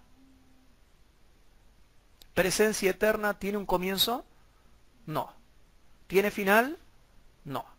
Para expresar la presencia eterna había sido reclamada como suyo por este rabino de Galilea. Se había proclamado a sí mismo como el que tenía existencia propia, como el que tenía existencia propia, el que había sido prometido a Israel, cuya procedencia es de tiempo antiguo, desde los días de la eternidad. ¿Cómo puede ser, hermanos, si Cristo dependió del Padre en la eternidad para ser llamado a la existencia, entonces no es todopoderoso? Si necesitó que el Padre lo llame a la existencia, si necesitó que el Padre por su voluntad lo haga existir, entonces no es todopoderoso. Pero aquí dice que es todopoderoso, que tiene existencia eterna, que tiene presencia eterna, que tiene existencia propia. Si el Padre le ha dado que tenga existencia propia, entonces no es todopoderoso, porque dependió del Padre para un montón de cosas, aún en la eternidad. ¿Se entiende o no? Bueno, vamos a Génesis capítulo 28. Estamos un poquito cansados, pero vamos a avanzar. En Génesis capítulo 28 se habla de Cristo, hermanos. ¿Quién es el ángel de Jehová en el Antiguo Testamento? Cristo. Si no sabemos eso, hermanos, dediquémonos a otra cosa ya. El ángel de Jehová en el Antiguo Testamento es Cristo. Y presten atención lo que vamos a leer acá. Génesis capítulo 28, versículo 1 al 6. En Génesis capítulo 28, versículo 1 al 6 dice: Entonces Isaac llamó a Jacob y bendíjolo, y mandóle diciendo: No tomes mujer de las hijas de Canaán. Levántate y ve a Padán Aram, a casa de Betuel, padre de tu madre, y toma de allí mujer de las hijas de Labán, hermano de tu madre. ¿Se entiende, hermanos? Y presten atención acá lo que voy a leer. El versículo 3 es importante. Y el Dios omnipotente te bendiga. ¿Omnipotente qué significa? Todopoderoso. Palabra muy grave, hermanos. Ustedes, ya en otro momento vamos a hablar de eso. Y el Dios omnipotente o todopoderoso te bendiga y te haga fructificar y te multiplique hasta venir a ser congregación de pueblos. ¿Quién será este Dios todopoderoso, omnipotente? Sigamos leyendo. Y te dé la bendición de Abraham y a tu simiente contigo para que heredes la tierra de tus peregrinaciones que Dios dio a Abraham. Así envió Isaac a Jacob, el cual fue a Padán Aram, a Labán, hijo de Betuel arameo, hermano de Rebeca, madre de Jacob y de Esaú. Y vio Esaú cómo Isaac había bendecido a Jacob y le había enviado a Padán Aram para tomar para sí mujer de allí. Y que cuando le bendijo le había mandado diciendo: No tomarás mujer de las hijas de Canaán. Versículo 15 y 16. Versículo 15 y 16.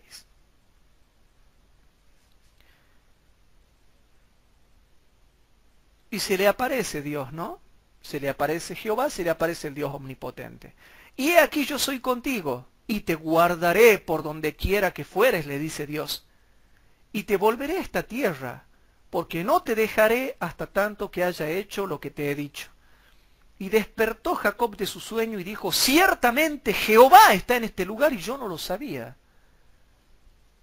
Versículo 20 y 21.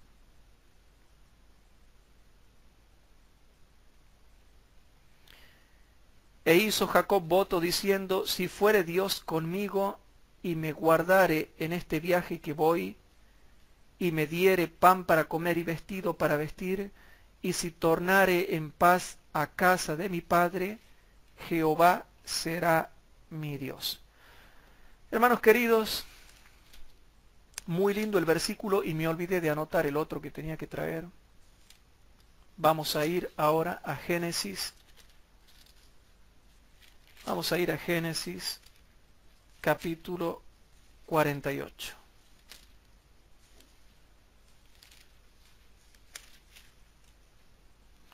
Aquí también habla de lo mismo, ¿no?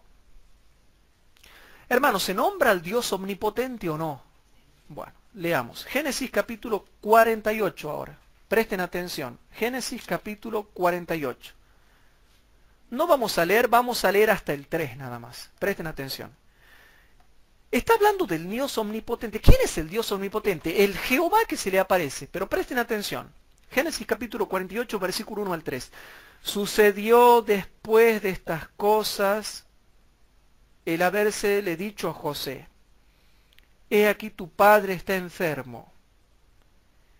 Y él tomó consigo sus dos hijos, Manasés y Efraín. Pero no se olviden del Jehová omnipotente que se le ha aparecido en Génesis 28. No quiero que se olviden de eso, ¿no?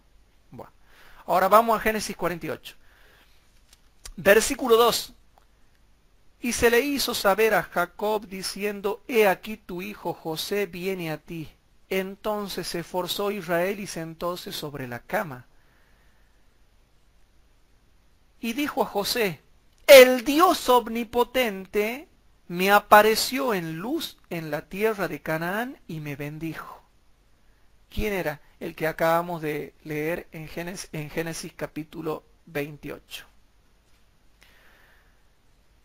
Y dice el versículo 3, y dijo a José, el Dios omnipotente me apareció en luz en la tierra de Canaán y me bendijo. Yo pregunto, ¿qué Dios será ese, hermanos? Entonces, leemos desde el versículo 14 hasta el 16, presten atención. Entonces Israel extendió su diestra y púsola sobre la cabeza de Efraín, que era el menor, y su siniestra sobre la cabeza de Manasés, colocando así sus manos adrede, aunque Manasés era el primogénito. Versículo 15. Y bendijo José y dijo, el Dios en cuya presencia anduvieron mis padres Abraham e Isaac, el Dios que me mantiene desde que yo soy hasta este día. ¿Y cuál era ese Dios? El Dios omnipotente del versículo 3. Y dice que ese Dios omnipotente, dice el versículo 16, el ángel que me liberta de todo mal. Ese Dios omnipotente que se le vivía apareciendo a Abraham, Isaac y Jacob, que era el ángel de Jehová, es el ángel Dios omnipotente que me liberta de todo mal. Bendiga a estos mozos y mi nombre sea llamado en ellos el nombre de mis padres Abraham e Isaac, y multipliquen en gran manera en medio de la tierra. El Dios omnipotente que lo bendijo a Abraham, que lo bendijo a Isaac, que lo bendijo a Jacob. En este caso está hablando Jacob. Ese Dios omnipotente es el ángel que me liberta de todo mal. ¿Y quién es el ángel de Jehová en el Antiguo Testamento que es el Dios omnipotente? Cristo. ¿Cristo es Dios omnipotente o no? ¿Cristo es Dios todopoderoso o no? Y eso que no estamos estudiando el tema del ángel de Jehová, esto es un condimento que les di.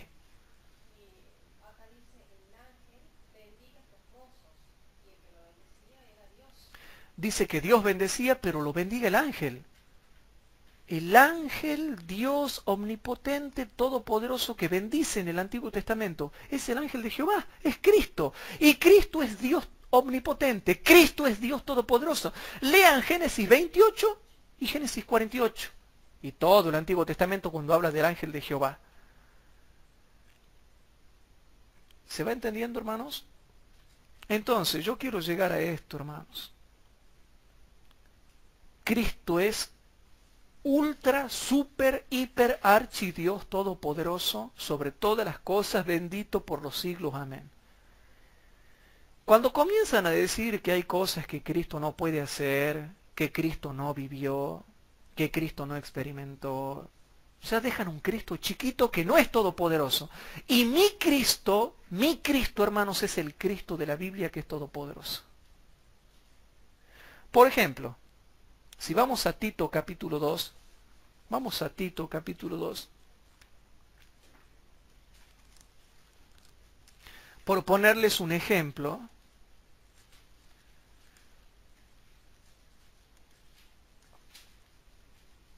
en Tito capítulo 2,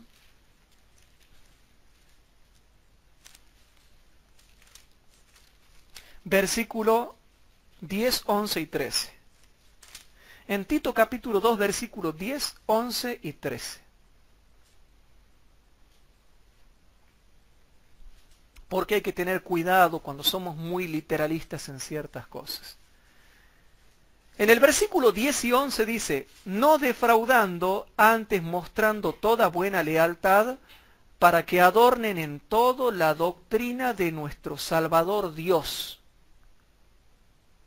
Ese es el Padre, hermanos. Versículo 11.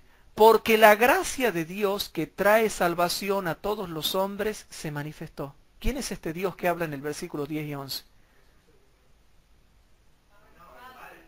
No. Lean bien. Es el Padre. La gracia de Dios es el Padre, hermanos. Es el Padre. Y al Padre se le llama Dios. Pero noten el versículo 13.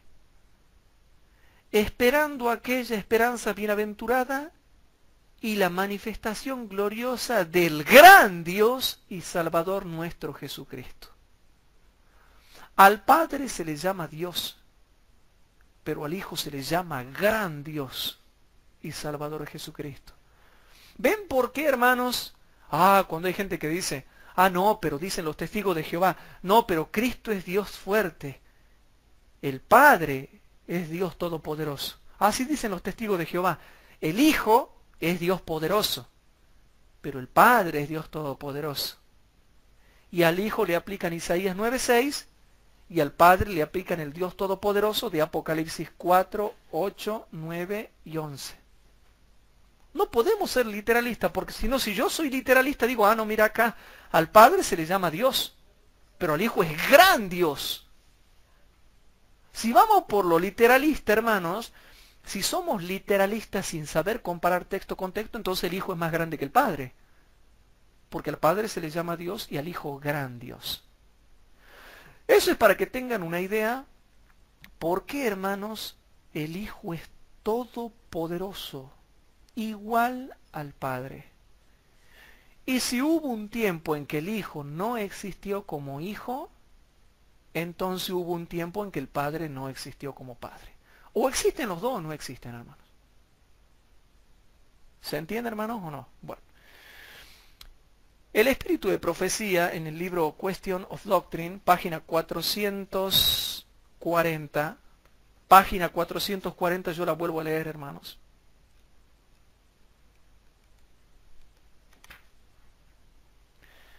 En la página 440 dice así. Esto es Comentario Bíblico Adventista, tomo 7a, en la parte que se llama Question of Doctrine, que es una parte especial, que está al final. La hermana White escribe aquí una cita que es terrible, ¿no? Para mí es terrible. ¿Ustedes están predicando el mensaje del tercer ángel o no? Porque los grupos separatistas, ellos con la boca cuadrada, dicen que predican el mensaje del tercer ángel, ¿no? Bueno. Los que proclaman el mensaje del tercer ángel deben revestirse de toda la armadura de Dios a fin de resistir valientemente en su puesto frente a la detracción y la falsedad, librando la buena batalla de la fe, resistiendo al enemigo con la expresión escrito está. Manténganse donde los tres, no los dos, repito, no los dos, los tres. Manténganse donde los tres grandes poderes del cielo, el Padre, el Hijo y el Espíritu Santo, puedan ser su eficiencia. Pero los antitrinitarios cometen un grave error. Se quieren poner donde el Padre y el Hijo nomás bendicen. Y no son bendecidos. ¿Saben por qué? Porque el Padre y el Hijo llegan a nosotros a través del Espíritu Santo.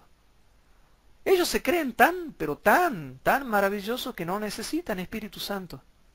Llámese Espíritu de Cristo, o Espíritu de Dios, o Espíritu del Padre, o Espíritu de Dios, como le quieran llamar, pero necesitan del Espíritu. Y aquí dice, manténganse donde los tres grandes poderes del cielo, el Padre, el Hijo y el Espíritu Santo, puedan ser su eficiencia. Estos poderes obrarán con el que se entrega sin reservas a Dios. La fuerza del cielo está a las órdenes de los creyentes.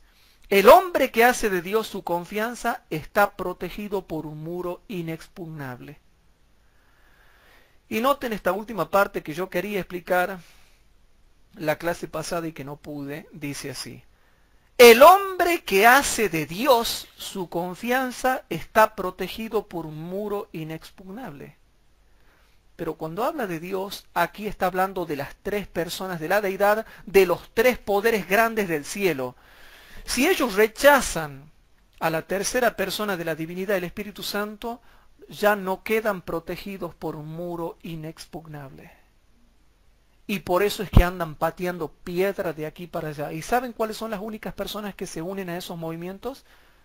La gente alfiñique espiritual que no sabe estudiar. Ahora, cuidado, ¿no? Ellos dicen así, no, no, no, no, esa cita dice está adulterada. Que me muestren. Si ellos me muestran y me comprueban que esta cita no existe, yo ya no tengo la culpa, yo me lavo las manos. Yo no voy a decir me equivoqué. Yo voy a decir yo no tengo la culpa de que me haya llegado esta información así. Porque no es que yo me equivoco, sino que la información me llegó mal. Pero hasta que ellos no puedan probar que esta cita está equivocada, yo debo seguir creyendo en esta cita. ¿Se entiende o no se entiende, hermanos? Es el comentario bíblico de la iglesia. Que me prueben que esta cita es mentira, que está equivocada, que está adulterada, y entonces yo voy a poder decir, bueno, vos tenés razón con respecto a esta cita. Pero mientras no me puedan probar, ellos no me pueden decir, no, lo que pasa es que el héroe Efrón, como era trinitario, le metió esta cita, era adultero. No, no, no podemos decir eso. Hay que probar. Eso lo van a tener que demostrar. Y si ellos me demostrasen que esta cita no existe, yo le digo, no es culpa mía. A mí me llegó la información así. Nunca estuve equivocado. Estuvieron equivocados los que tergiversaron esto, no yo. No sé si me explico. Entonces, ellos no están protegidos por un muro inexpugnable. Luego, si esta cita está equivocada, el Espíritu Santo va a demostrar a sus hijos que esta cita está equivocada. Y hasta ahora no veo que haya demostrado. Ellos solamente calumnian, critican, pero no demuestran. No demuestran que estemos equivocados. Hay que demostrar. ¿Sí?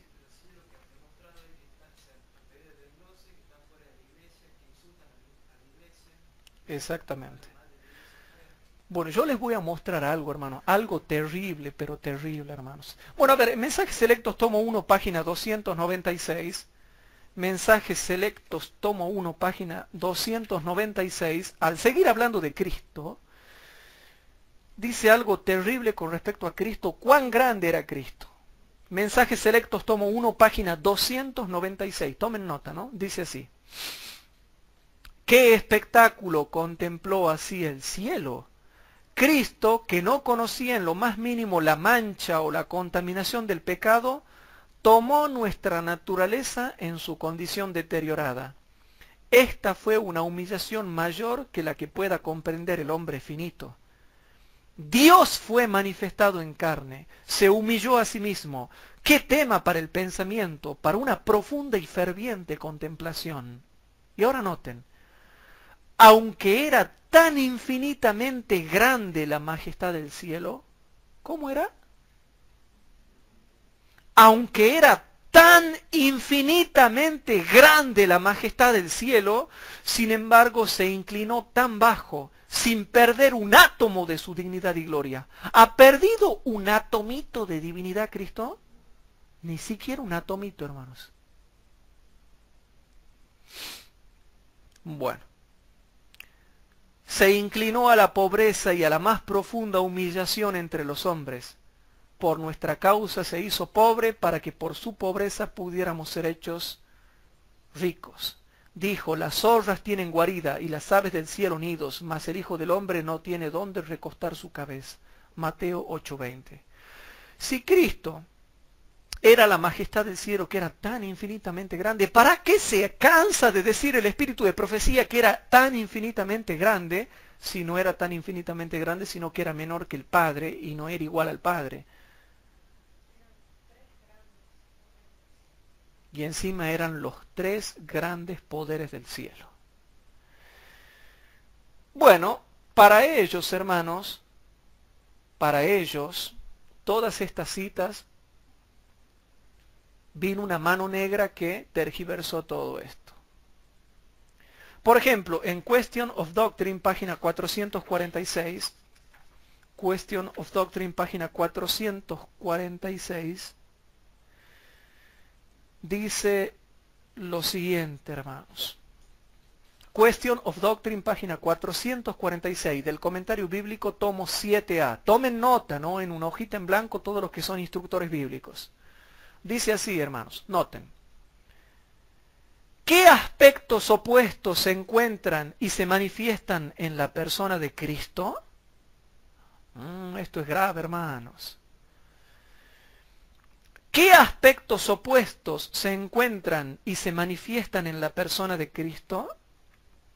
Era el poderoso Dios y sin embargo era un niño desamparado. El creador de todo el mundo y sin embargo en un mundo creado por él a menudo tenía hambre y estaba cansado y sin lugar donde reclinar la cabeza. Era el Hijo del Hombre y sin embargo era infinitamente superior a los ángeles.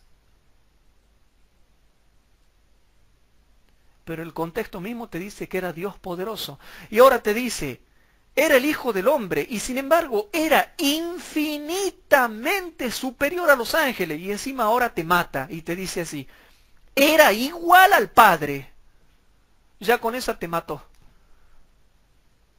Dios poderoso, infinito, infinitamente superior a los ángeles. Y encima te mata y te dice, igual al Padre. Era igual al Padre, pero con su divinidad revestida de humanidad. Estaba de pie a la cabeza de la raza caída para que por los seres humanos se pudieran ubicar en terreno ventajoso.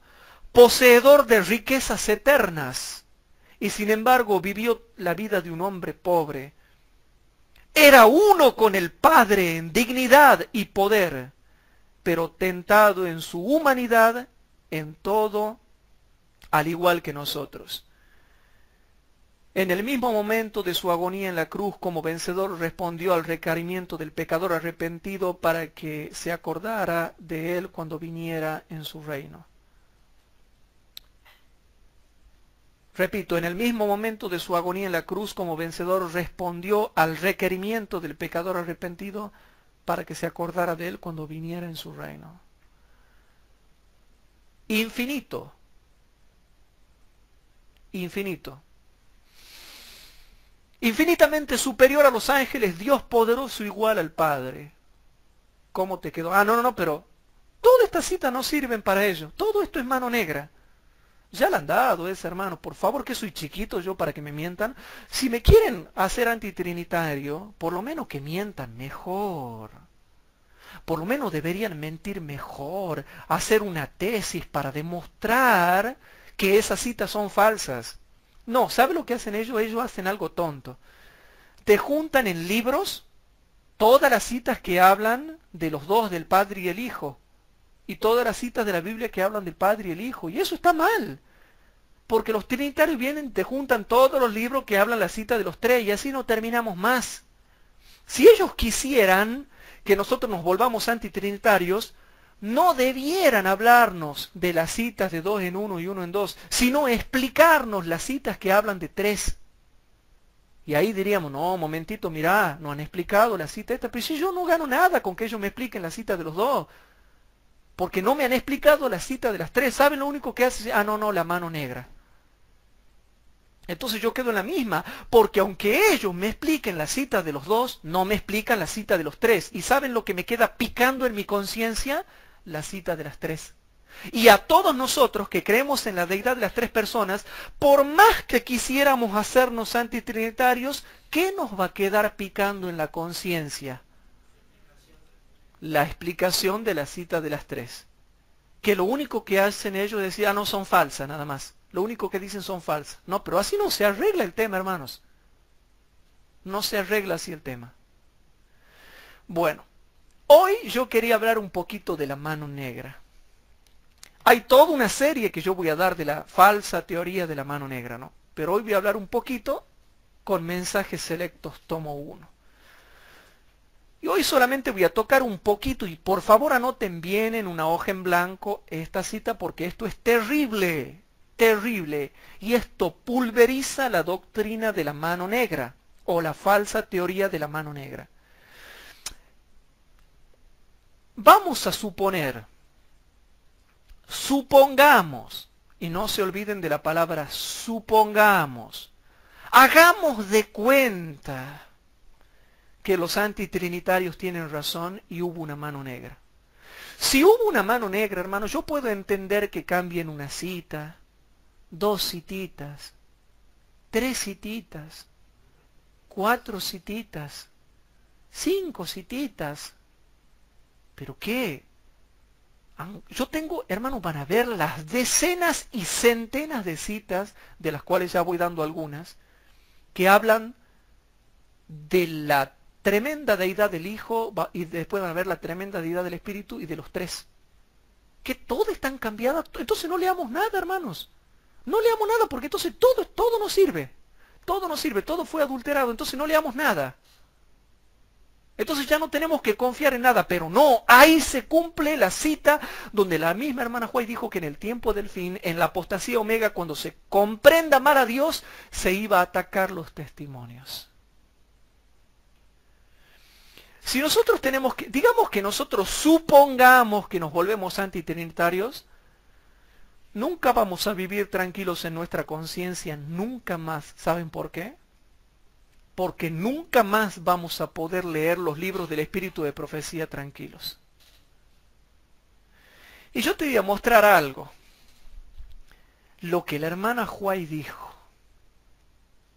En Mensajes Selectos, tomo 1, página 63 a la 65. Y esto es terrible, hermanos. ¿Se acuerdan que yo les acabo de leer que los que predican el mensaje del tercer ángel tienen que colocarse debajo de los tres grandes poderes para que los tres sean su eficiencia? Bueno, eso que habrá escrito la hermana White, ¿será falso o verdadero? Bueno, leamos. En Mensajes Selectos, tomo 1, página 63 a la 65, dice así: en estos últimos días se ha dado luz abundante a nuestro pueblo. Ya sea que mi vida sea preservada o no, mis escritos hablarán constantemente y su obra irá adelante mientras dure el tiempo. Y yo le digo al hermano, no, aquí te has equivocado. La obra de tus escritos no va a ir adelante. Todos van a ser tergiversados, van a ser cambiados, la mayoría, todo va a ser apostasía, todo va a estar tergiversado, todo será falsificado, tus escritos no permanecerán, todo será contaminado, frases serán cambiadas, porciones serán cambiadas, libros serán cambiados, todos tus escritos serán cambiados. Aquí está diciendo en profundidad que Dios iba a guardar los escritos de la hermana White. Se iba a poder toquetear cualquier cosa, menos la Biblia y el Espíritu de Profecía. Repito, ya sea que mi vida sea preservada o no, mis escritos hablarán constantemente y su obra irá adelante mientras dure el tiempo. Mis escritos son guardados en los archivos en la oficina, y aunque yo no viviera, esas palabras que me han sido dadas por el Señor todavía tendrán vida y hablarán a la gente.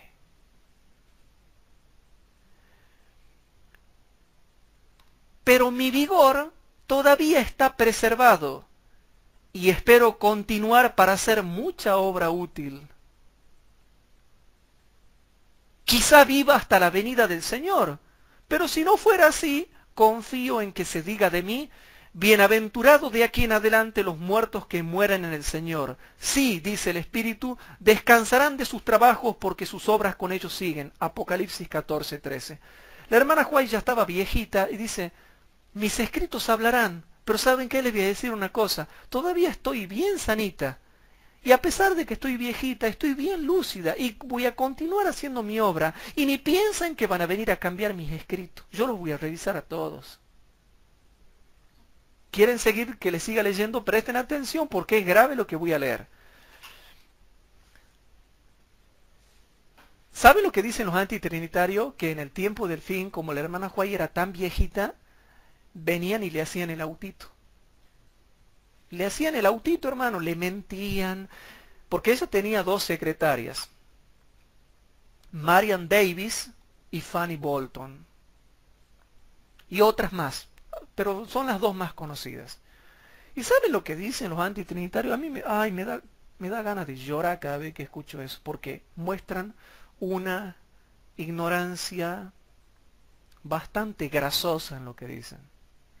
No, dice, cuando ella era viejita, dice, le mentían, le hacían el autito, era tan tonta, ella ya no le daba, dice, era viejita, estaba tontita, entonces le metían cualquier cosa, le corregían y ella estaba viejita, no entendía, no veía, no tenía vigor, entonces le corregían ello, entonces, como ya había muerto su esposo, le hacían el autito, le hacían el verso, entonces, pobrecita ella, todos le mentían y Dios no le avisaba. Entonces metían herejías al pueblo, estando viva ella, y Dios miraba para otro lado. Y ella no sabía, y Dios no se daba cuenta.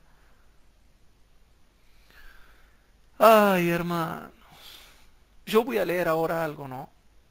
Ya con lo que le acabo de leer, ya pulvericé la doctrina de la mano negra, pulvericé el hecho de que ella era tontita, pulvericé la doctrina que dice que ella era viejita y no se daba cuenta. Noten lo que ella dice, pero mi vigor está todavía preservado. Está preservado y espero continuar para hacer mucha obra útil.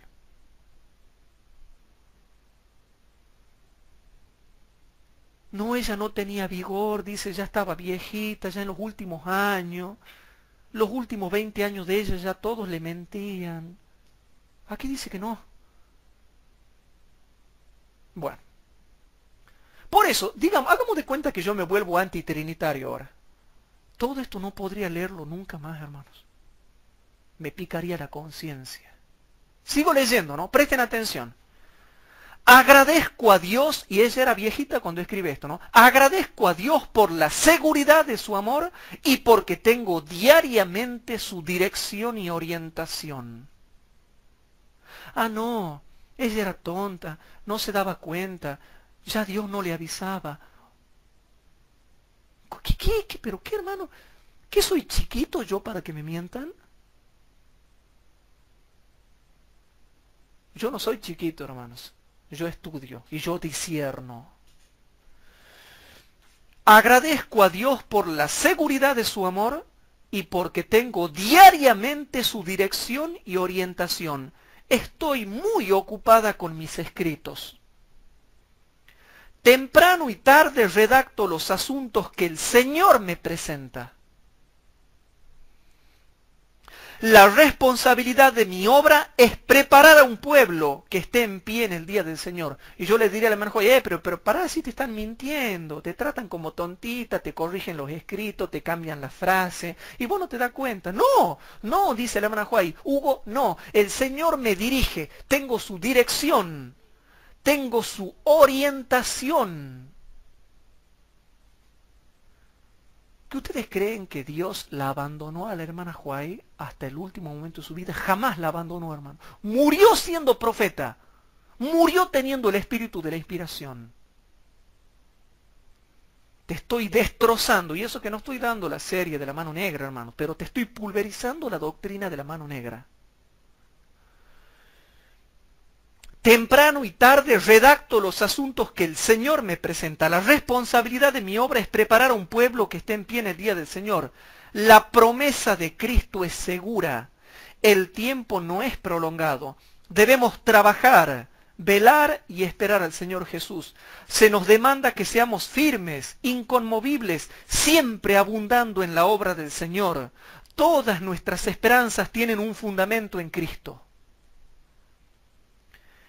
Y ahora noten lo que dice ella, porque con esto voy a terminar, hermanos. ¿Están repasando nuestros hermanos el pasado, presente y futuro a medida que se despliega ante el mundo? ¿Prestan atención a los mensajes de amonestación que se les ha enviado? ¿A través de qué? Del espíritu de profecía. ¿Es nuestra mayor preocupación hoy día que nuestras vidas sean refinadas y purificadas y que reflejemos la semejanza divina? Esto deben experimentar todos los que se unan a la compañía de los que son lavados y emblanquecidos en la sangre del Cordero. Deben estar ataviados con la justicia de Cristo. Dice, el nombre de Cristo debe estar escrito en sus frentes. Deben regocijarse en la esperanza de la gloria de Dios. Cristo ha grabado los nombres de su pueblo en las palmas de sus manos. Nunca perderá su interés en ninguna alma necesitada. Pero ahora noten. Decida a los miembros de iglesia que hay necesidad de una cabal consagración a Dios. Entiendan todos que deben hacer un pacto con Dios mediante un sacrificio. Necesitamos las bendiciones del Evangelio cada día y a cada hora. Cada prueba del poder de Dios, su presencia y su amor han de reconocerse con cordial gratitud. Se ha de lograr la felicidad mediante el proceder correcto del alma respecto a Dios. ¿Cómo se logra la felicidad, hermanos? ¿Cómo se logra la felicidad? Se ha de lograr la felicidad mediante el proceder correcto del alma respecto a Dios. Agradezco a Dios por este pensamiento precioso. Sea Él glorificado por los sentimientos expresados y por las acciones realizadas. Y ahora viene la parte fuerte. Noten.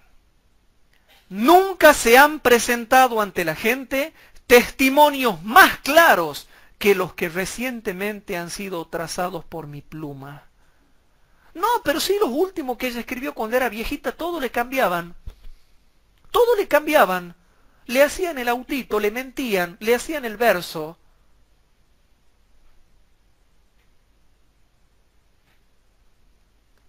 Nunca se han presentado ante la gente testimonios más claros que los que recientemente han sido trazados por mi pluma. Y encima ella dice, todavía tengo vigor y espero seguir haciendo mucha obra útil.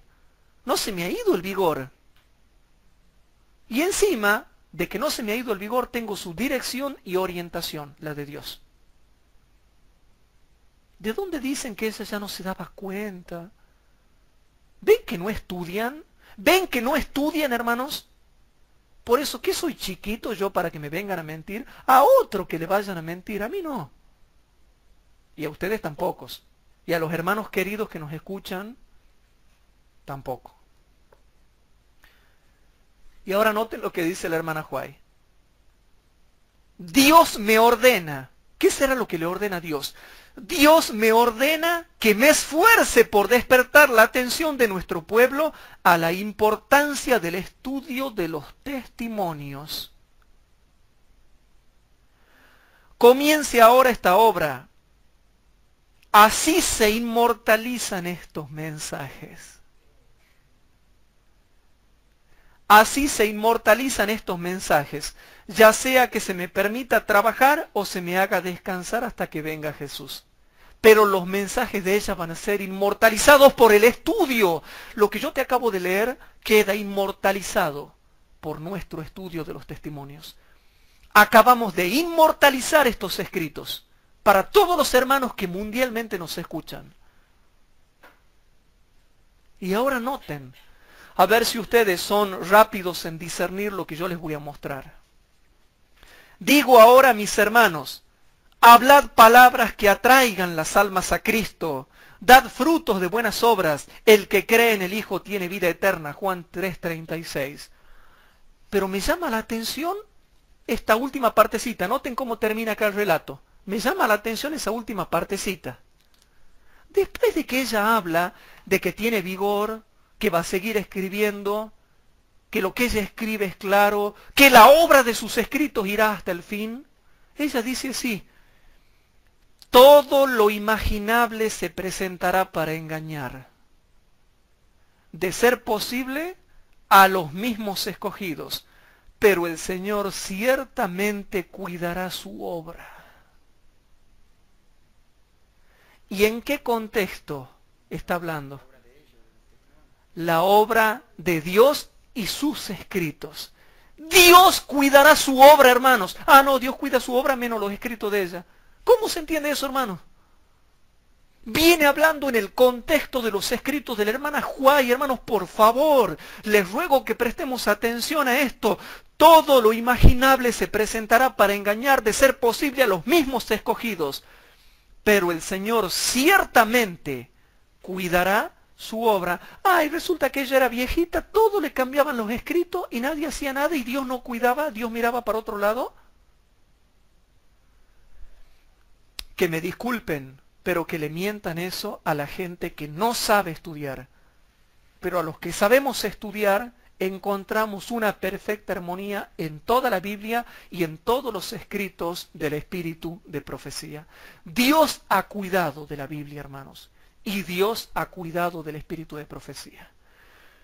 En esta clase hemos dejado en claro una vez más que Cristo es Dios Todopoderoso, igual al Padre, y que por lo tanto no hubo un tiempo en que el Hijo fue llamado a la existencia y que de pronto se despertó el Hijo y dijo, ¿quién soy yo? El Hijo, no, eso es mentira, hermanos. Dios es todopoderoso, eterno, igual que el Padre. Y hoy les he mostrado, hermanos, que deben tener cuidado con esos hermanos que dicen que hay una mano negra que falsificó el espíritu de profecía. ¿Qué les parece, hermanos, si para terminar, los que podamos por el espacio, nos arrodillamos para hacer una oración? Padre nuestro que estás en el cielo, te damos gracias por todo lo que dice tu palabra, la palabra de Cristo, y por lo que dice el testimonio de Cristo. Te pedimos, Señor, que perdones nuestros pecados y que te quedes con nosotros, Señor. Bendice también a los miles de hermanos que escuchan en todo el mundo estas clases y no permita, Señor, que se desvíen de lo que dice la Biblia y de lo que tú nos has mandado estudiar en el testimonio de Jesucristo. Padre Santo, guárdanos del error y ayúdanos a creer siempre que tú cuidas de tu obra, Padre. Y por favor, Señor, límpianos de toda maldad. Todo esto te lo dejamos en tus manos, en el santo nombre de tu Hijo, nuestro Señor Jesús. Amén.